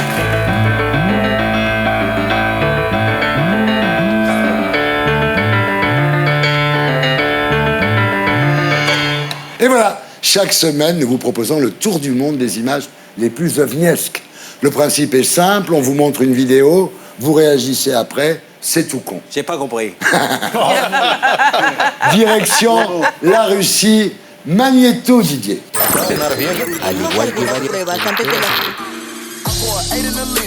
We trending the world like Peter. I'm an OG like Adidas. Two-seater, two-seater, two-seater. I got an iPhone and people. Look at the hoe, she a cheater. And you still wanna keep her. I just Michael Jackson beat her. Don't talk about swag, I'm dabbing. I read up on all new assassins. Et voilà donc des fourmis dans des faux ongles. Irrespect total de la nature. Bien Et sûr. c'est pour ça que cette Bien sûr. humanité, cette Bien humanité, sûr. elle se discrédite sans arrêt. Non, mais le monde, il n'a pas été fait pour nous. C'est mais- nous qui avons été faits pour le monde. L'ami C'est a vrai. très bien parlé. C'est Les gens décadent. s'emmerdent terriblement et ça me désespère. Ils ont rien de plus intéressant à faire. Du mauvais goût. Hein. C'est déprimant. Pour rebondir sur cette tendance, c'est une tendance que j'ai découvert au Mexique, ça s'appelle le maquesh. C'est un vrai scarabée sur lequel on colle de vraies pierres précieuses, C'est sur écœurant. lequel on met une vraie épingle à nourrice pour en faire une broche vivante. C'est dégueulasse. Non, c'est pour ça que je veux dire, C'est très beau. Non. Non, tu peux pas dire ça, c'est dégueulasse. Je dois préciser quand même que les associations de protection animale Ouais. ont dénoncé cette Bien sûr. pratique. Donc la morale est sauve. Cette précision s'imposait. Deuxième vidéo, direction la Chine. Hey boy, make him whistle like a missile. Bomb, bomb. Every time I show up, blow up. Make him whistle like a missile. Bomb, bomb. Every time I show up, blow up. 너무 아름다워 날 잊을 수가 없어 그 눈빛이 아직 나를 Moi, je vais vous dire, je trouve ça très beau. Ouais, moi j'adore. C'est de l'art. Et voilà, c'est beaucoup plus réussi que la chirurgie esthétique. Mais à l'intérieur, professeur, qu'est-ce que ça doit faire chaud? David, ça vous choque, ça? Oui, parce que ça prouve que les gens sont pas bien dans leur peau. Ah bah oui, c'est sûr. Et, là, c'est de la le cas de le dire, oui. Ouais, mais enfin, ces pauvres femmes qui font Enfin, moi, je tellement, sais pas. ou ces hommes aussi qui se C'est des font hommes. tellement souvent refaire la gueule, là c'est bien, on peut l'enlever après. Moi, je préfère ça. Et maintenant, direction la Colombie, Magnéto Didier.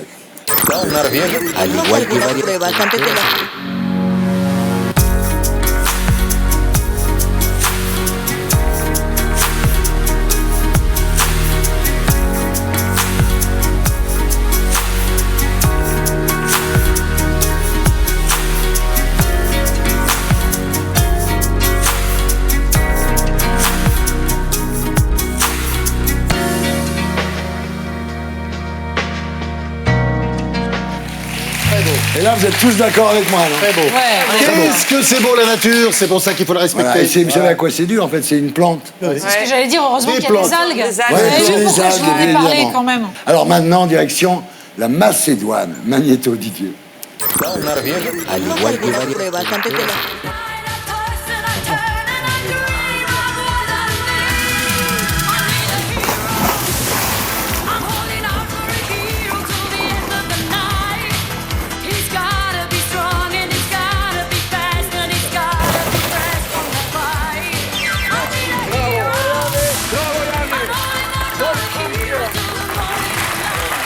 Ça va entrer dans le Guinness Book. On appelle ça le petit Grégory Challenge. Enfin, ça remonte qu'à 64 ans, on a encore de l'avenir. Direction la France. Magnéto, Didier. Al igual que varios.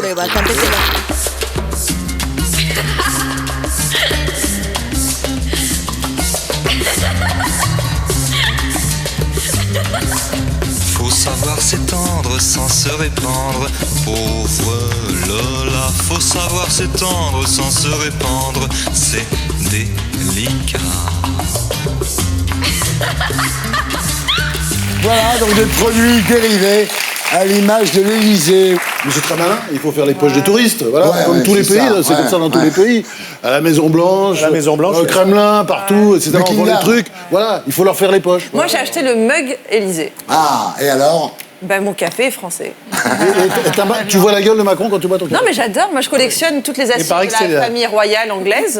Et là, je suis très contente d'avoir quelque chose de Ouais, c'est très bien. Il paraît que c'est de la fausse porcelaine. En fait. Oui, Limoges, là, ils ont mis Limoges. C'était pas Limoges. Ils ont été limogés. Ça vous plaît, Natacha? Vous aimeriez avoir de la vaisselle siglée Élysée? Non, pas vraiment. En revanche, du moment que c'est Made in France, ça crée des emplois en France. Emploi, valeur ajoutée, Tout va bien. richesse. Mais il faut qu'on ait le Natacha compatible, hein, oui. Non, par contre, dans les t-shirts, je trouve quand même qu'ils auraient pu mettre traverse la rue pour trouver un boulot. Oui, c'est par ça, exemple. voilà, Parce qu'il y a les quand même citations. il y a des citations Les extraordinaires fainéants, quand même. Les Gaulois réfractaires.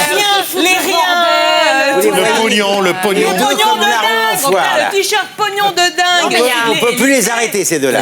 C'était le zapping des terriens.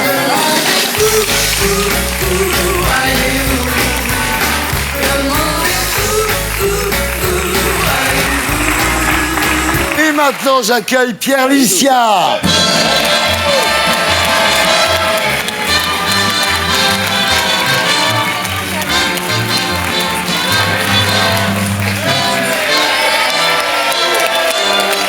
Et quand je vois Natacha et Raquel, elle le mange des yeux. Quand il descend l'escalier... C'en est gênant. Ah, c'en est gênant. Ah oui, j'ai pas Elle eu le ça. regarde Fou, on a un modèle. Il y a quelque chose. Elle le regarde comme ça. C'est malsain. Bah, ça nous change, hein, franchement. Oui. Tu ne veux pas être vérifié. Oh les méchants. Je disais que c'était sexiste, profondément sexiste, parce sûr. que si j'étais une femme, on me dirait peut-être pas ça. Exactement. Oui, parce qu'on aurait peur, évidemment. Ça, c'est vrai. On dirait balance ton porc. Exactement. Cette semaine, Emmanuel Macron a dévoilé son plan santé. L'un de ses objectifs, évidemment, c'est de désengorger les services d'urgence. Et pour en savoir plus, Pierre, vous êtes allé prendre le pouls de l'hôpital d'Argenteuil, dans le Val d'Oise. Et ce que vous avez vu vous a donné envie de ruer dans les brancards. Allez-y. Ça fait des années aujourd'hui qu'on dit que les urgences sont totalement engorgées. Ça fait des années que les Français se plaignent des conditions d'accueil et surtout de l'attente aux urgences.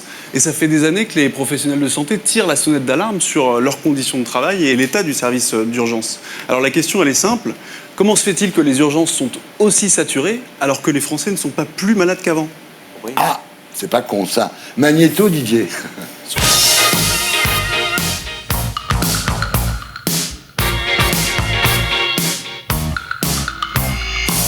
Manque de moyens, manque de lits, manque de médecins, une fréquentation qui a doublé en 10 ans. Le diagnostic est sans appel. Les urgences en France sont totalement saturées. Il faut rester là, madame. L'infirmière hygiéniste qui ne transmet pas l'information aux urgences, c'est un problème. Ah, mais moi, je ne veux plus voir ces problèmes de pigline dans les urgences. Ce n'est pas des urgences. Monsieur, je vous invite à prendre la porte. Je suis ici à Argenteuil, les urgences les plus saturées d'Île-de-France. Je vais passer 12 heures au milieu du personnel soignant et des patients pour tenter de comprendre pourquoi les urgences sont débordées. Bonjour, monsieur. Allez-y, asseyez-vous chez l'infirmière d'accueil. Pourquoi vous venez aux urgences? Bonjour, madame. Bonjour, madame. Qu'est-ce qui s'est passé? Vous êtes tombée? Je vois tous les patients qui arrivent aux urgences et c'est à moi un peu de faire le tri entre pourquoi ils viennent, ce qu'ils ont, la gravité, et après c'est à moi de les orienter dans les bons secteurs de soins. Je vous prends une petite tension, on va voir ça Quand il y a du monde, c'est ça qui est un peu dur à gérer, c'est-à-dire qu'il faut continuer à trier, à être dans notre flux et en plus surveiller les patients qu'on a déjà. J'attends une salle d'examen pour vous installer. Il y a un petit peu de monde, donc il faut patienter un petit peu là. Je ne peux pas refuser un patient qui arrive aux urgences et qui veut voir un médecin. D'accord. Je n'ai pas le droit de le refuser, même si le caractère urgent n'y est pas. On s'allonge. Allez-y. Allez. C'est une patiente qu'il va falloir surveiller parce qu'elle elle peut fuguer en fait. Donc c'est une personne qu'il va falloir que j'ai à l'œil tout le temps. Les gens n'arrivent plus à trouver de médecin traitant et je pense que oui, il y a un souci quoi. S'ils appellent par coup et qu'SOS médecin ne peut pas se déplacer, malheureusement, à part les urgences, il n'y a personne qui va les recevoir. Maintenant qu'on a vu comment ça se passait au niveau de l'accueil, on va voir comment ça se passe au niveau des consultations. Pas se tromper de malade, hein. Il y en a beaucoup. C'est parti. Monsieur Mélu. Où ça? On vient effectivement aux urgences, comme on allait avant chez le médecin généraliste pour des problèmes médicaux qui ne mettent pas en jeu le pronostic vital. Madame, bon, Madame, bonjour. Alors, ça va mieux, la douleur? On voit qu'il y a des lits à l'extérieur. Oui. Pourquoi est-ce qu'il y a des lits à l'extérieur, justement? Parce qu'il n'y a pas suffisamment de place pour accueillir tout le monde. Je vous mets une ordonnance pour un mois, mais vous voyez avec votre médecin traitant après, hein, d'accord? Voilà, ensuite, je me perds un peu, bonsoir. Alors, vous voyez, on a fini par mettre des étiquettes sur les malades pour... Non, c'est pas votre monde. Bah oui, comme les nouveau-nés, parce qu'on ne sait plus qui est qui. Il y a tout un tas de tâches dont les patients n'ont pas idée et qui prennent un temps considérable. Là encore, c'est un cas simple, hein, mais vous venez avec une entorse de cheville, vous ressortez avec une attelle, des cannes, une ordonnance, une rééducation, des arrêts de travail pour peu que ce soit arrivé au travail, un certificat médical descriptif. Enfin, vous ressortez avec 40 papiers pour une simple entorse de cheville. Donc les urgences, c'est la rustine du système de santé, c'est la voiture balai, si vous voulez. Hein, ça récupère tout ce que le système ne fait plus, quoi. Et ça va pas pouvoir continuer.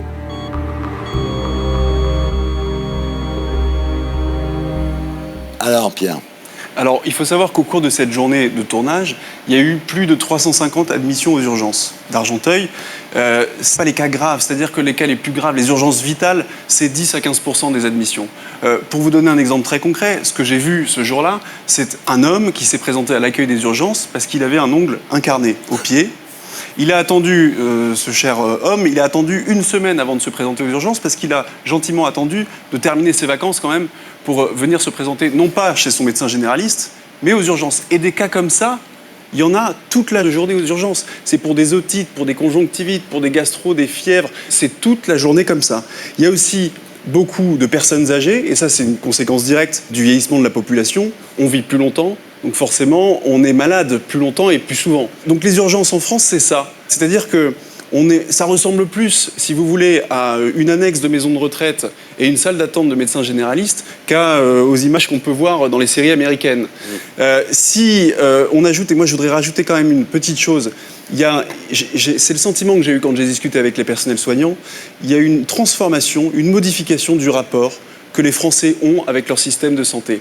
C'est-à-dire qu'on est rentré dans une logique totalement consumériste, où les gens, quand ils ont un problème, et c'est dit dans le sujet, j'ai un problème, je veux une réponse immédiatement, et ça passe par les urgences parce que, notamment en raison de la raréfaction médicale en ville, la désertification médicale, le manque de médecine de ville, justement, ça précipite les gens dans les urgences. Donc Thierry, je vous le dis très sincèrement, il y a urgence à désaturer les urgences. Bonne punchline en tous les cas. Alors France, moi il y a quelques semaines j'étais aux urgences, formidable. Hein, j'avais un déboîtement du genou, j'avais la jaune violette, tout le monde s'occupe de moi tout de suite. Et c'est vrai que je vois des gens avec des ongles incarnés ou je ne sais quoi à côté qui attendent là peut-être depuis très longtemps. Et le problème c'est très simple, c'est que notre société, je crois qu'il faut oser le dire, et je suis sûr que le professeur Cahen sera d'accord avec moi, a été dégueulasse depuis des années et des années avec les médecins généralistes. Avec les autres aussi. Mais les généralistes sont maltraités. Et le résultat, évidemment, c'est que tous ces gens dont ils s'occupaient avant, parce qu'ils s'occupaient, ils étaient là, ils s'occupaient, et aujourd'hui, ils sont tous entraînés vers les urgences qui sont débordées. C'est ça l'histoire, voilà. Non Alors, y a-t-il urgence à désengorger les urgences, professeur Cahen? Mais il y a urgence à réformer l'ensemble du système. Voilà. Le problème, c'est que vous avez à peu près 290 000 médecins en France, et ce chiffre semble stable depuis 15 ans. En réalité, il n'est pas stable. En temps médical, il a baissé de 15%. Pourquoi ? Parce que ce chiffre de 290 000, ça inclut tous les médecins retraités. Or, avec le papy-boom, là, on est de plus en plus de retraités dans ces 290 000, des types qui bossent plus, qui sont toujours médecins, mais qui bossent plus. On a une féminisation depuis 30 ans de ce métier. Or, les femmes sont d'excellents médecins, mais quand elles s'installent en ville, elles essayent de ne pas travailler 14 heures par jour, parce qu'il y a les enfants, etc. Donc, le temps disponible chez les médecins, globalement, devient de plus en plus insuffisant. Face à cette insuffisance, c'est-à-dire vous appelez le généraliste, il ne peut pas vous voir avant 3 jours, vous avez pris l'habitude, la mauvaise habitude, d'aller à l'hôpital. D'autant que l'hôpital est gratuit. Vous n'avez à faire l'avance de rien. Alors après, il y a une dévalorisation, mais ça, qui est monstrueuse. Quand on paye 25 € un médecin généraliste à qui, pourtant, en palpant un ventre, en écoutant avec son stéthoscope, il doit voir si c'est un cancer, une infection, ou si c'est rien, juste dans la tête. Un mec qui a fait 10 ans d'études en plus. La responsabilité qui est la sienne est énorme. Et moi, j'ai commenté un peu le plan santé. Il y a des choses très très bien, comme les hôpitaux de proximité, les hôpitaux de CHU, etc. Et d'ailleurs, ça, c'est Argenteuil. Mais si, moi, j'ai vécu 40 ans dans la Pitié-Salpêtrière. La Pitié-Salpêtrière, le vendredi soir, le samedi soir, c'est la guerre. Alors, pourquoi ? Parce que c'est SAMU qui amène les malades. Donc c'est grave ce qui arrive. Et au milieu de ça, vous avez 3 ongles incarnés. Le problème de cette réorganisation du système de soins, c'est quand on nous dit, par exemple, qu'on va créer 4000 postes d'assistants médicaux, quelque chose entre la secrétaire et l'infirmière qui vont prendre la tension, le pouls, aider le personne âgée à se déshabiller. C'est très bien. D'abord, 4000 pour 300 000 médecins, c'est-à-dire qu'il y aura une assistante pour 100 médecins. Oui. Bon, à peu près. Deuxièmement, elle va faire effectivement déshabiller, prendre le pouls, tout ça. Pourquoi ? Ce qui est dit dans la réforme, c'est que ça va augmenter la capacité des médecins à avoir plus de malades. Alors vous avez un médecin qui voyait, mettons, 5 malades ou 6 malades à l'heure, il va en voir 12. Mais où est l'humanité qui restera dans la consultation ? ouais, c'est pas bien. Parce que c'est quand un médecin qui parle, à quel moment il parle avec son malade ? C'est quand il se déshabille, c'est quand il lui prend la tension et tout. C'est pas quand il a un doigt pour voir la prostate, quand même. Alors, Bravo. Là, on est aux urgences d'Argenteuil. Vous parlez de la Pitié-Salpêtrière. Il y a un autre problème aussi qui est la désertification médicale. C'est-à-dire qu'il y a des territoires entiers où, de toute façon, il n'y a personne. Des répondeurs. Où les petits hôpitaux sont en train de fermer, où vous avez des maisons de santé, mais qui sont fermées le soir parce que, de toute façon, les médecins, en effet, ils n'en peuvent plus de faire 70 ou 80 heures par semaine. Mal payés. Mal payés et pas reconnus. C'est-à-dire qu'autrefois, ils bossaient comme des chiens. Mais ils gagnaient correctement leur vie et il y avait une reconnaissance sociale. Là, maintenant, c'est plus le cas. Donc, la question, c'est comment on règle cette question de désertification médicale. Je pense que la mesure qui vient, une des mesures du plan, qui est la fin de ce foutu numerus clausus. Parce que pourquoi ? Le numerus clausus, il a été inventé dans les années 70 parce qu'on s'est dit à cette époque que plus il y avait de médecins, plus on allait dépenser et augmenter les dépenses de santé. On s'est dit, en contrôlant le nombre de médecins, on va contrôler les dépenses de santé. C'est totalement faux. Le progrès médical, le vieillissement de la population font que les dépenses de santé ne cesseront jamais d'augmenter. Jamais. On peut peut-être les ralentir, tout ce qu'on veut, mais on ne peut pas les faire diminuer. Et donc, effectivement, ce numerus clausus qui s'arrête, alors après, il va falloir voir les modalités, mais c'est un numerus apertus. Ça veut dire que ça donne le nombre minimum de médecins formés, mais pas le nombre maximum. Mais le jour où il y aura beaucoup plus de médecins, quand il y a 12 médecins dans la même rue, eh ben, il y en a forcément 2 qui partiront parce qu'ils gagneront pas. Moi, je voudrais reparler des urgences. Il y a un problème récurrent que tu n'as pas abordé faute de temps parce que ton sujet était très bien, mais que je lis de manière récurrente. Et je pense que le professeur peut-être pourra confirmer ça. Aux urgences, c'est le problème maintenant des violences. Il existe maintenant de problèmes de manière récurrente, un problème de violence parce que, comme tout n'est pas urgent aux urgences, des gens, à tort ou à raison, estiment qu'ils doivent être soignés en priorité. C'est pas toujours forcément des gens extrêmement raffinés. Et il y a vraiment un problème d'urgence. Est-ce que vous pourriez nous parler de ça ? Bien sûr, moi je l'ai vécu, parce que j'étais réanimateur avant d'être cancérologue, donc j'ai bien vécu tout ça. En fait, d'abord, le premier phénomène, le premier facteur de violence, c'est la nuit. La nuit, il y a cette violence qui n'existe pas le jour, parce que le jour, il y a le regard, il y a tout le monde, etc. La nuit, quand un type rentre aux urgences, il n'est pas dans le même état. Deuxièmement, les tensions sont très fortes, parce que vous, en médecin, quand vous finissez par l'examiner, vous voyez bien que c'est pas grave, mais lui, le malade, il pense que c'est grave. Donc lui... Souvent, c'est son fils. Oui, son père, le fils, etc., voilà. La famille. Et puis, en fait, aussi, ce qui se passe, c'est que c'est quand même une certaine population qui va beaucoup aux urgences, parce qu'ils n'ont pas accès aux soins dans leur quartier, dans leur... etc. C'est pas les quartiers, c'est pas Neuilly. Et donc, on a une accumulation de phénomènes qui sont des facteurs de risque, en fait, pour la violence. Mais je suis désolé, monsieur, mais parce que peut-être le problème le plus grave, c'est le fait qu'il n'y a pas assez de généralistes ou pas accès facilement à des généralistes, qui fait que, finalement, les gens se reportent à l'hôpital. Alors, moi, à la Pitié, par exemple, on avait énormément d'urgences, des gens qui viennent se faire soigner les dents, à minuit. Parce qu'ils n'ont pas les moyens d'aller voir un dentiste, ça va leur coûter de l'argent. Et à l'hôpital, c'est gratuit, les dents. Excusez-moi, mais est-ce qu'il n'y aurait pas une solution qui serait de prendre les choses comme elles sont, au lieu de se dire on va remettre des généralistes et tout, on sait très bien qu'à 25 € la consultation, personne ne voudra faire le job. Il faut les augmenter, c'est tout. Voilà. Est-ce qu'il n'y aurait pas une solution qui consisterait à organiser les urgences, à se dire ok, d'accord, tout le monde va aux urgences, c'est comme ça, on accepte le fait, et à ce moment-là, on met de l'argent dans les urgences. Alors en fait, dans ces hôpitaux de proximité, vous avez vu la réforme qui est proposée, c'est-à-dire que tous les petits hôpitaux vont finalement devenir, ils pourront plus faire des grosses opérations, soigner des cancers et tout ce que vous voulez, ils feront de l'urgence, de l'EHPAD, enfin de la gestion, une maison de santé, un dispensaire amélioré avec de la biologie, avec de la radiologie. Ça, je pense, c'est une très bonne chose. Bien sûr. Après, le problème, c'est que est-ce que les hôpitaux vont accepter facilement d'être classés dans hôpital de proximité alors qu'ils ne l'étaient pas dans leur fantasme, hein? Mais on sait par exemple qu'un bloc dans un bloc opératoire où on opère très peu, on a des catastrophes. Il faut du nombre pour que ça marche. Eh bien, le problème, c'est que le maire étant le président du conseil d'administration de l'hôpital étant généralement le plus gros employeur de la commune, dire à l'hôpital, écoutez, on va envoyer une partie de vos moyens à l'hôpital à 40 km qui, lui, est un grand hôpital, et vous, on va vous les enlever, et vous n'allez plus pouvoir accoucher ni rien. Je veux dire, bravo Macron, bravo Buzyn, mais ça ne va pas être simple. Je pense quand même qu'il faut à la fois généraliser le principe de la maison de santé, le dispensaire, en fait, tout simplement, qui est utile, mais garder le CHU de l'excellence dans laquelle iront toutes les classes sociales. Des plus aisés aux plus pauvres. Ça, c'est ce qui fait la beauté de notre système. Exactement. Très bien, merci Pierre, bravo.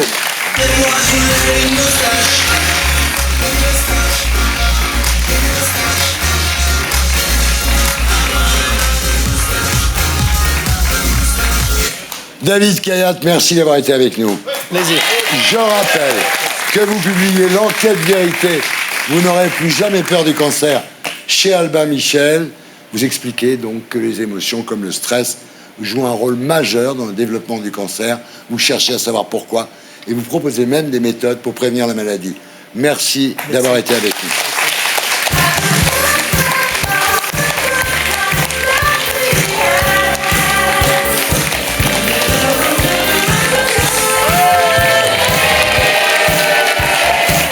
Bon, maintenant qu'il est parti, hein.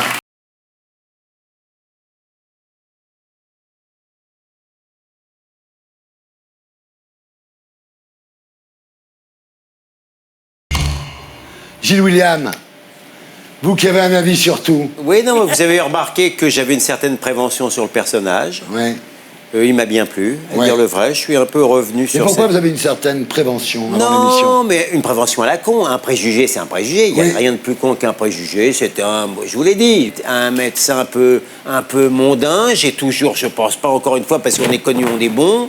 Je l'ai entendu, je l'ai trouvé sympathique. Il a rien contre l'homéopathie. Il a considéré toutes mes remarques comme particulièrement pertinentes. Qu'est-ce que vous voulez que je lui dise de plus, moi? Il est parfait, ce monsieur.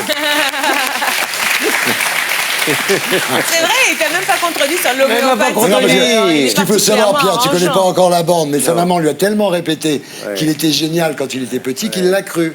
Voilà. J'ai une naïveté. Ça sert à ça, une maman. L'énergie, surtout. Une maman tout court. Vous l'avez trouvé comment, ce docteur Kayat? Vous savez, moi, je suis très con. Je suis un peu comme ça, je suis un peu ravi de la crèche, moi. Et c'est vrai que j'aime admirer. Et j'admire notamment les oncologues qui m'ont beaucoup servi dans ma vie, parce que bon, j'ai de temps en temps des petits problèmes de santé, comme on dit. Et lui, il est apparu, j'avais pas les préventions que tu avais, je connaissais, c'est-à-dire un peu effectivement le médecin des people, et puis en même temps beaucoup de bonhomie, et une incroyable humanité. Ce qui en fait, ce qui en fait une sorte de sage, en fait. Et si vous voulez, à un moment donné, où vous voyez qu'on passait au village d'autrefois, moi, je suis un peu nostalgique aussi, comme Natacha, même si on a beaucoup de désaccords, mais je suis nostalgique de cette France avec ce petit village, et il y avait, vous savez, des personnages qui étaient énormes et considérables, qui étaient évidemment l'instituteur, c'était l'homme clé, Il y avait le curé qui était contre lui, bien entendu. Il y avait le pharmacien, là, c'était la bourgeoisie. Et il y avait le médecin. Et ça nous manque. Le médecin généraliste que tout le monde admirait et qui, en même temps, parce que je veux bien, on peut tous aller aux urgences. Moi, en tout cas, j'ai eu un gros problème de santé un jour dans ma vie. C'est quand même un généraliste, anonyme, qui m'a dit « Attends, Coco, là, fais gaffe, regarde, etc. » Et voilà. Donc, faut arrêter de dire Coco. Ouais, il m'appelait comme ça, parce qu'il était un petit peu... Ah, vous appelez comme ça, on ne prend pas très au sérieux. Continue, donc, Coco. on ne prend pas très au sérieux. Donc, il faut aussi que les généralistes aient à nouveau leur place. Très bien. Qu'on les paye mieux. Voilà. D'accord.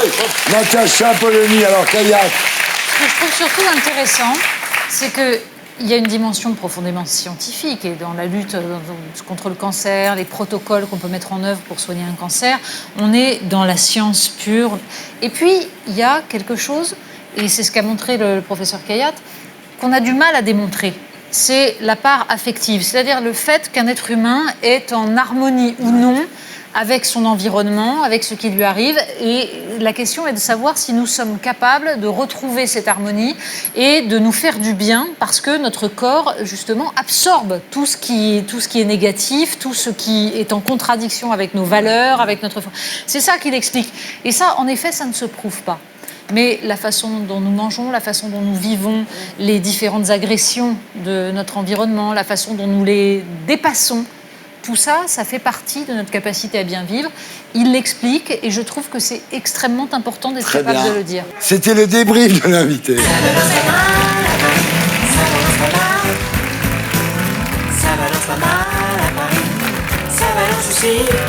Et maintenant, c'est l'heure des terriens de Tanguy Passion. Ah ben voilà.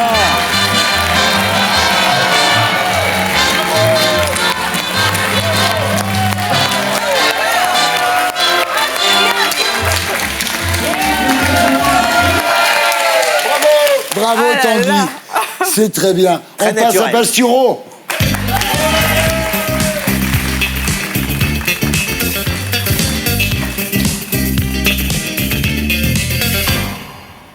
Quelle semaine étrange ça a été. Oui. Oh oui. Moi qui déteste les conflits, car je ne suis qu'amour, dans ce corps affûté de guerriers caucasiens se cache un bisounours qui se tripote l'arc-en-ciel.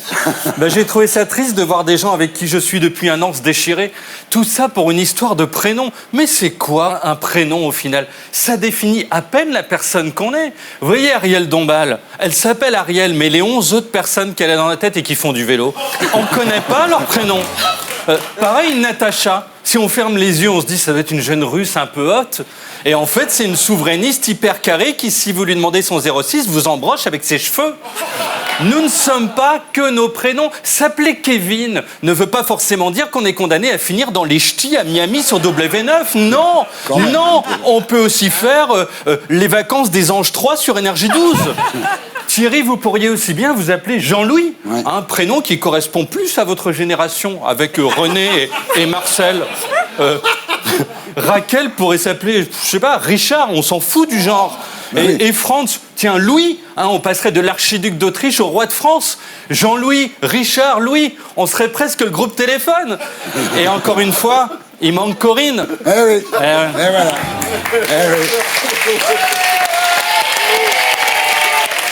Alors j'embrasse Absatou. Oui. Et je vous embrasse aussi Thierry. En vrai, un petit bisou sur la... Oh, il est mignon. Il est mignon, Il est mignon.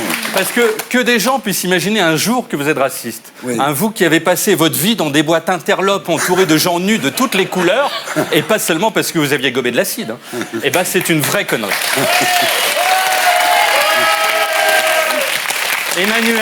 Emmanuel, voilà un prénom sensuel qui sent bon le rotin et les poils pubiens. Même au masculin. Allons voir Macron. Alors, le week-end dernier, le président de Just Do It a lancé sa boutique d'objets à sa gloire. C'est Kim Jong-un avec une coiffure moins fun. Un jour, il a dit poudre de perlimpinpin. Donc, il y a des t-shirts poudre de perlimpinpin. Si on avait fait ça sous Hollande, on aurait eu des t-shirts punaise, j'ai rien envie de branler. Ou des t-shirts Julie, je suis chaud, je peux passer chez toi en Piaggio.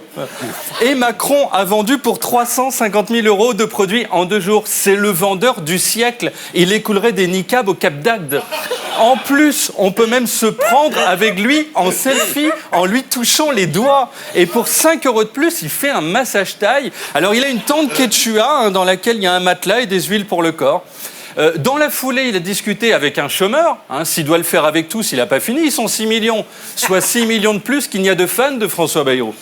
Alors, il lui a conseillé de traverser la rue pour trouver du boulot. Et tout le monde s'est offusqué toute la semaine. Mais le pire, c'est qu'il ne lui a pas conseillé, avant de traverser la rue, de regarder à gauche et à droite. Il a envie que les chômeurs se prennent des bus. C'est ça sa manière de régler le problème du chômage. C'est un scandale. Bon, en même temps, il faut le comprendre, Macron, s'il est méchant, c'est parce qu'il est brisé. Gérard, son saucisson lyonnais périmé, va partir. Et ensemble, ils ont tout vécu. Oh oui. Le jour de son investiture, Emmanuel a caressé l'oreille de Gérard, l'une des zones érogènes du corps. Il y avait du monde, donc il ne pouvait pas lui titiller l'anus. Il est allé le chercher au train, un jour où il revenait du showcase de Marcel Amont à la résidence Les Hespérides de Mont-de-Marsan, avec Benalla derrière, qu'on ne reconnaît pas puisqu'il n'est en train de taper sur personne. Ensemble, ils avaient l'air heureux, enfin, surtout Macron, puisque Collomb a la joie très secrète. Là, par exemple, c'est lui samedi quand il a gagné 14 millions au loto du patrimoine. Macron et Collomb, un duo solidaire, même dans les pires heures, puisqu'on les voit ici se soutenir l'un l'autre le jour où Nicole Belloubet, à droite de Collomb, ce qui n'est pas facile dans ce gouvernement, avait sacrifié Fifi, son caniche, pour en faire un manteau. Mais Collomb est un mec d'avenir. Il vise la mairie de Lyon en 2020, ville où il a débuté sa vie politique en 1935. À l'époque, on pouvait cartonner avec un physique à la Marc Dutroux. Alors, il a connu quand même Charles Hernu, mais aussi Galilée et Clovis. On le voit ici représenté à Lascaux avec l'une des poules d'Emmanuel Macron en érection devant une vachette. Ce qui fait que, par prudence, Lyon n'a jamais été sélectionné pour Interville, bien sûr. Il est si vieux. Mais tout le monde n'est pas comme Collomb à aimer Macron d'un amour pur et platonique. D'autres le détestent. C'est l'heure des macronphobes. Et parmi eux, son adversaire, l'homme à la touffe poivre et sel, Laurent Wauquiez, qui, comme chaque année, a fait la fête de l'oiseau du Puy-en-Velay, qui consiste à se saper comme un gueux en collant au milieu de gens en peau de bête. C'est comme Game of Thrones, sauf que personne n'aura le pouvoir un jour. Il est aussi allé à Saint-Pourçain-sur-Sioule, ce qui a permis aux géographes de se rendre compte que le village existait, c'est dans l'Allier, où il a checké Janine, qui a bien connu Collomb jeune. Wauquiez, c'est la star des seniors. Une personne sur deux qui l'écoute passe par un sonotone. Si Audica fait faillite, il tombe à 1% des voix aux européennes. Sauf qu'il a un concurrent, Stéphane Le Foll, l'ancien ministre socialiste qui a visité un EHPAD. Et ça a matché très fort avec Berthe, qui n'a pas Tinder, mais à la place a Le Foll. Ce qui est mieux parce que lui, on voit pas les traces de doigts qu'on lui laisse dessus quand on le touche. Sinon, alors Benoît Hamon a fait la fête de l'UMA, celle des merguez et du chanteur Renaud. Alors pour les distinguer, les merguez, c'est celles qui marchent droit. Et il a croisé Yanis Varoufakis, le grec sans sauce. Alors Hamon est fan, il l'a attrapé, mais comme nous, le dernier iPhone, si on était milliardaire et qu'on pouvait l'acheter. Et il l'a bouffé des yeux. Personne n'avait regardé un grec avec autant d'envie depuis les orgies antiques à Mykonos. Et à l'époque, il n'y avait pas de protection. Pour pas choper de MST, les mecs devaient se saper comme Wauquiez à la fête de l'oiseau. Le partenaire effrayé partait en criant « Je peux quand même pas me taper ça !» Non mais la fête de l'UMA, c'est super. C'est la mondialisation, mais avec que des gens qui, quand ils sont au feu rouge, nous, on relève la vitre. Daniel Simonet, de la France Insoumise, a dansé la gavotte avec des Kurdes. Éric Coquerel s'est collé à Ahed Tamimi, un militante palestinienne de seulement 17 ans. Coquerel, c'est le Jean-Luc Lahaye de Cisjordanie. Olivier Faure du PS a rencontré Pierre Laurent du PC, le choc des titans. À eux deux, ils représentent un électeur sur 4 millions. Non mais en foot, ça équivaut à un match poussin entre Château-Gontier et Brive-la-Gaillarde. La fête de l'UMA, c'est le zoo de Vincennes des gauchistes. Le seul souci, c'est qu'on leur ouvre la cage et après ils sont dehors pour 12 mois. Alors.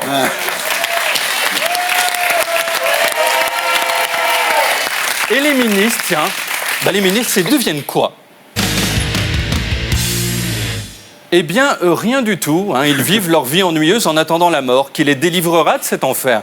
François de Rugy, tenez, l'écolo mou, a discuté avec Richard Ferrand, devenu président de l'Assemblée. Un Ferrand qui est soupçonné de prise illégale d'intérêt, de recel et de complicité de recel. À la prison de Fresnes, ils appellent ça un strike. Rugy a rencontré un Polynésien en jupe et sandales plastiques. S'il croise Christina Cordula à la sortie de la boutique Hermès, celle-ci va se pendre avec l'anse de son sac. Il avait apporté un gros pic avec lui. À un moment, il a dit à Rugy « Tourne-toi, bébé ». L'autre a refusé parce qu'il est aussi ouf dans la vie qu'un sous-boc taché dans un film des frères Dardenne. Jean-Michel Blanquer, ministre de l'Éducation, est allé voir des jeunes plantés devant une statue de Greg Gollet. Benoît Hamon est venu s'allonger en dessous en murmurant « Yanis, je sais que c'est toi, je t'aime ».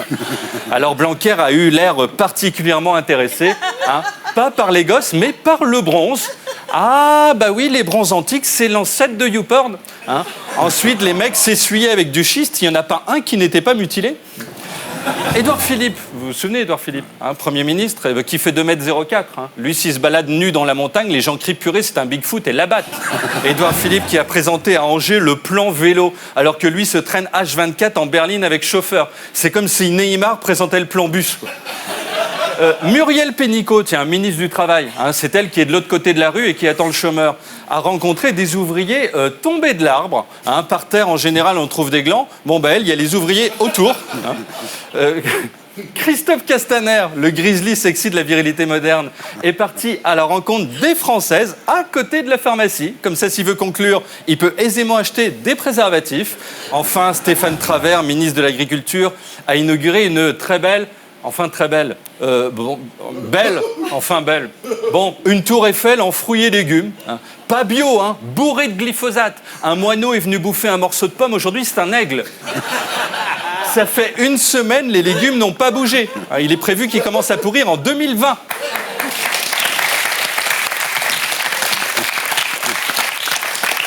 Ils sont français, ils ont pour certains des prénoms tirés du calendrier, d'autres pas. Ce sont les gens d'ici.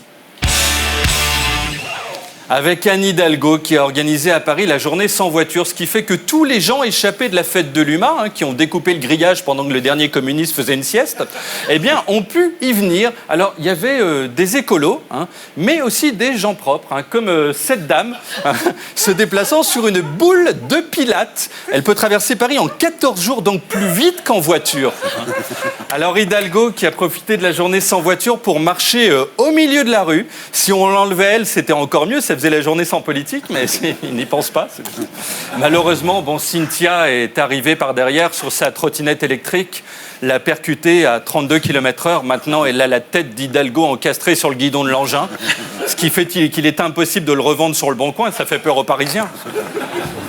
Alors sinon, tiens, Robert Ménard et sa femme Emmanuelle, ont posé pour le Figaro, amoureux, épanouis. On dirait tic et tac s'ils avaient réussi à pénétrer dans l'usine Benenut. Dans la même posture que le tableau derrière.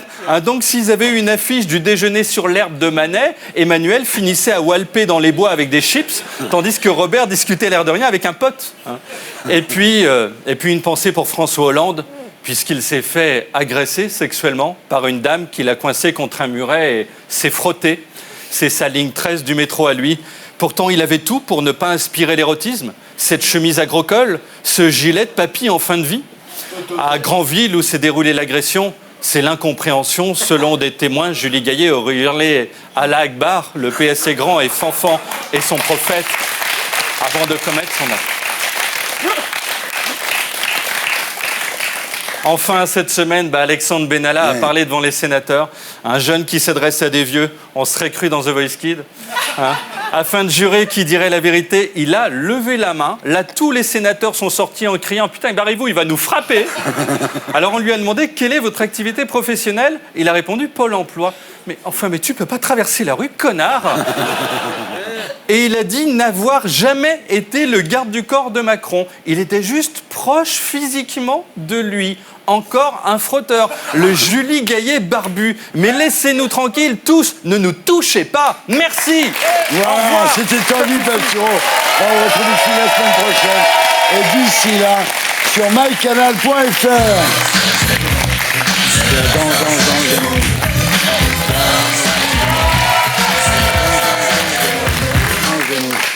Et maintenant, on va jouer. Qui va remporter le cerveau d'or? Moi. Ah ouais, bien sûr, attends. C'est le winner de l'actu.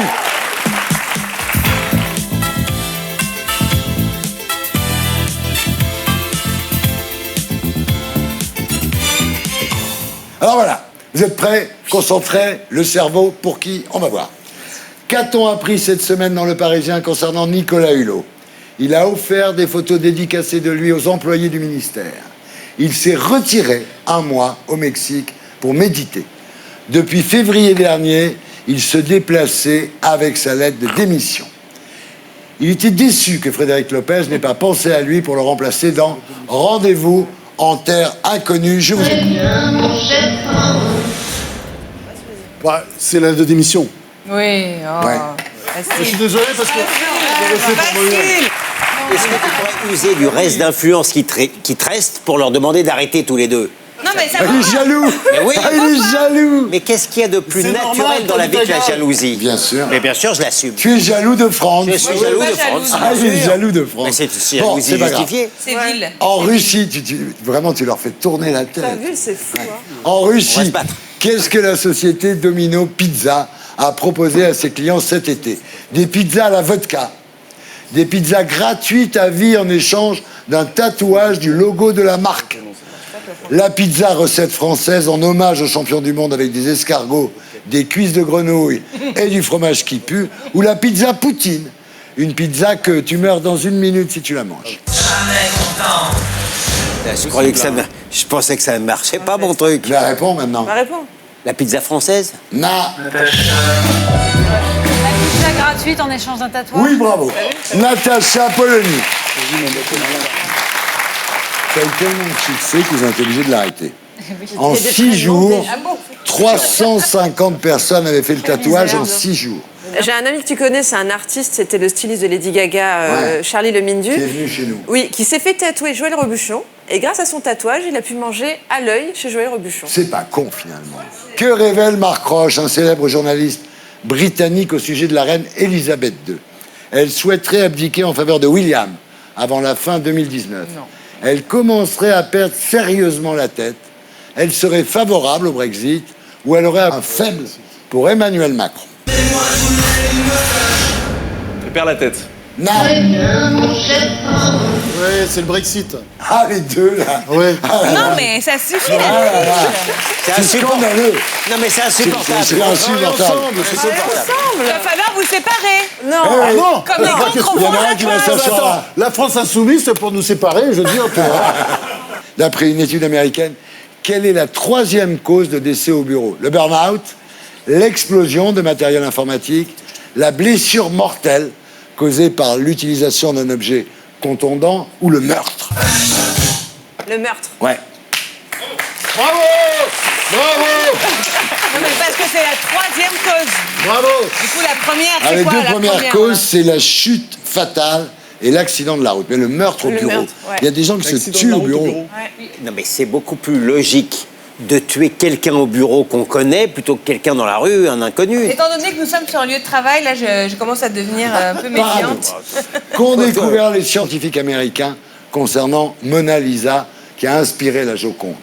Elle souffrait d'hypothyroïdie. Elle souffrait d'une paralysie du nerf facial. Elle souffrait de calvitie ou elle manquait de vitamine A. La thyroïde. Bah, la calvitie, ça se voit, non? Facial. Tout.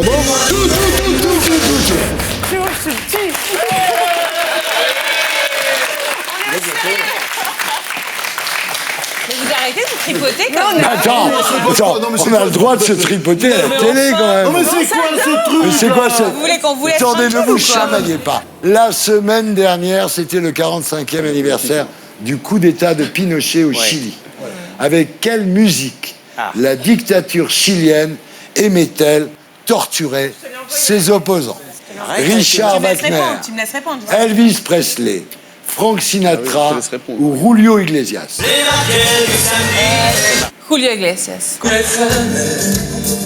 Tous les seuls, vos sourires nous attirent et nous désarment. Attention, quel type de donneur propose la banque de sperme américaine Cryobank? Des donneurs imberbes, des donneurs à haute tolérance au gluten, des donneurs véganes ou des donneurs sosie de star. Sosie de star. Sosie de star, bravo. Mais t'as pas appuyé. On peut avoir Leonardo DiCaprio, le prince Harry. En fait, celui qui marche le mieux, c'est Ben Affleck. Ben Affleck. Ben Affleck. Mais qui a envie d'avoir un enfant comme ça? Qui a gagné, là? C'est le duo France-Monia. Franz Olivier Gisbert a gagné Lionel. Est-ce qu'on peut lui donner le cerveau d'or?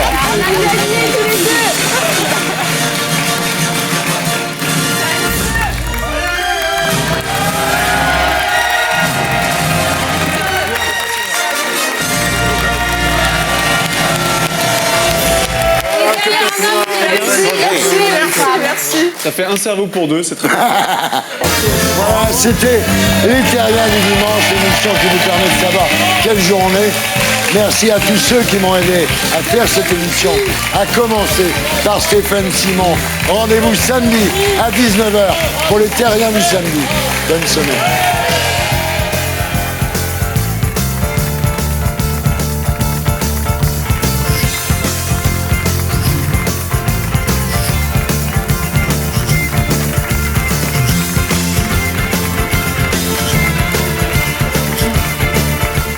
Et pour être sûr de ne rien rater de Inarditube, abonnez-vous et mettez un pouce bleu.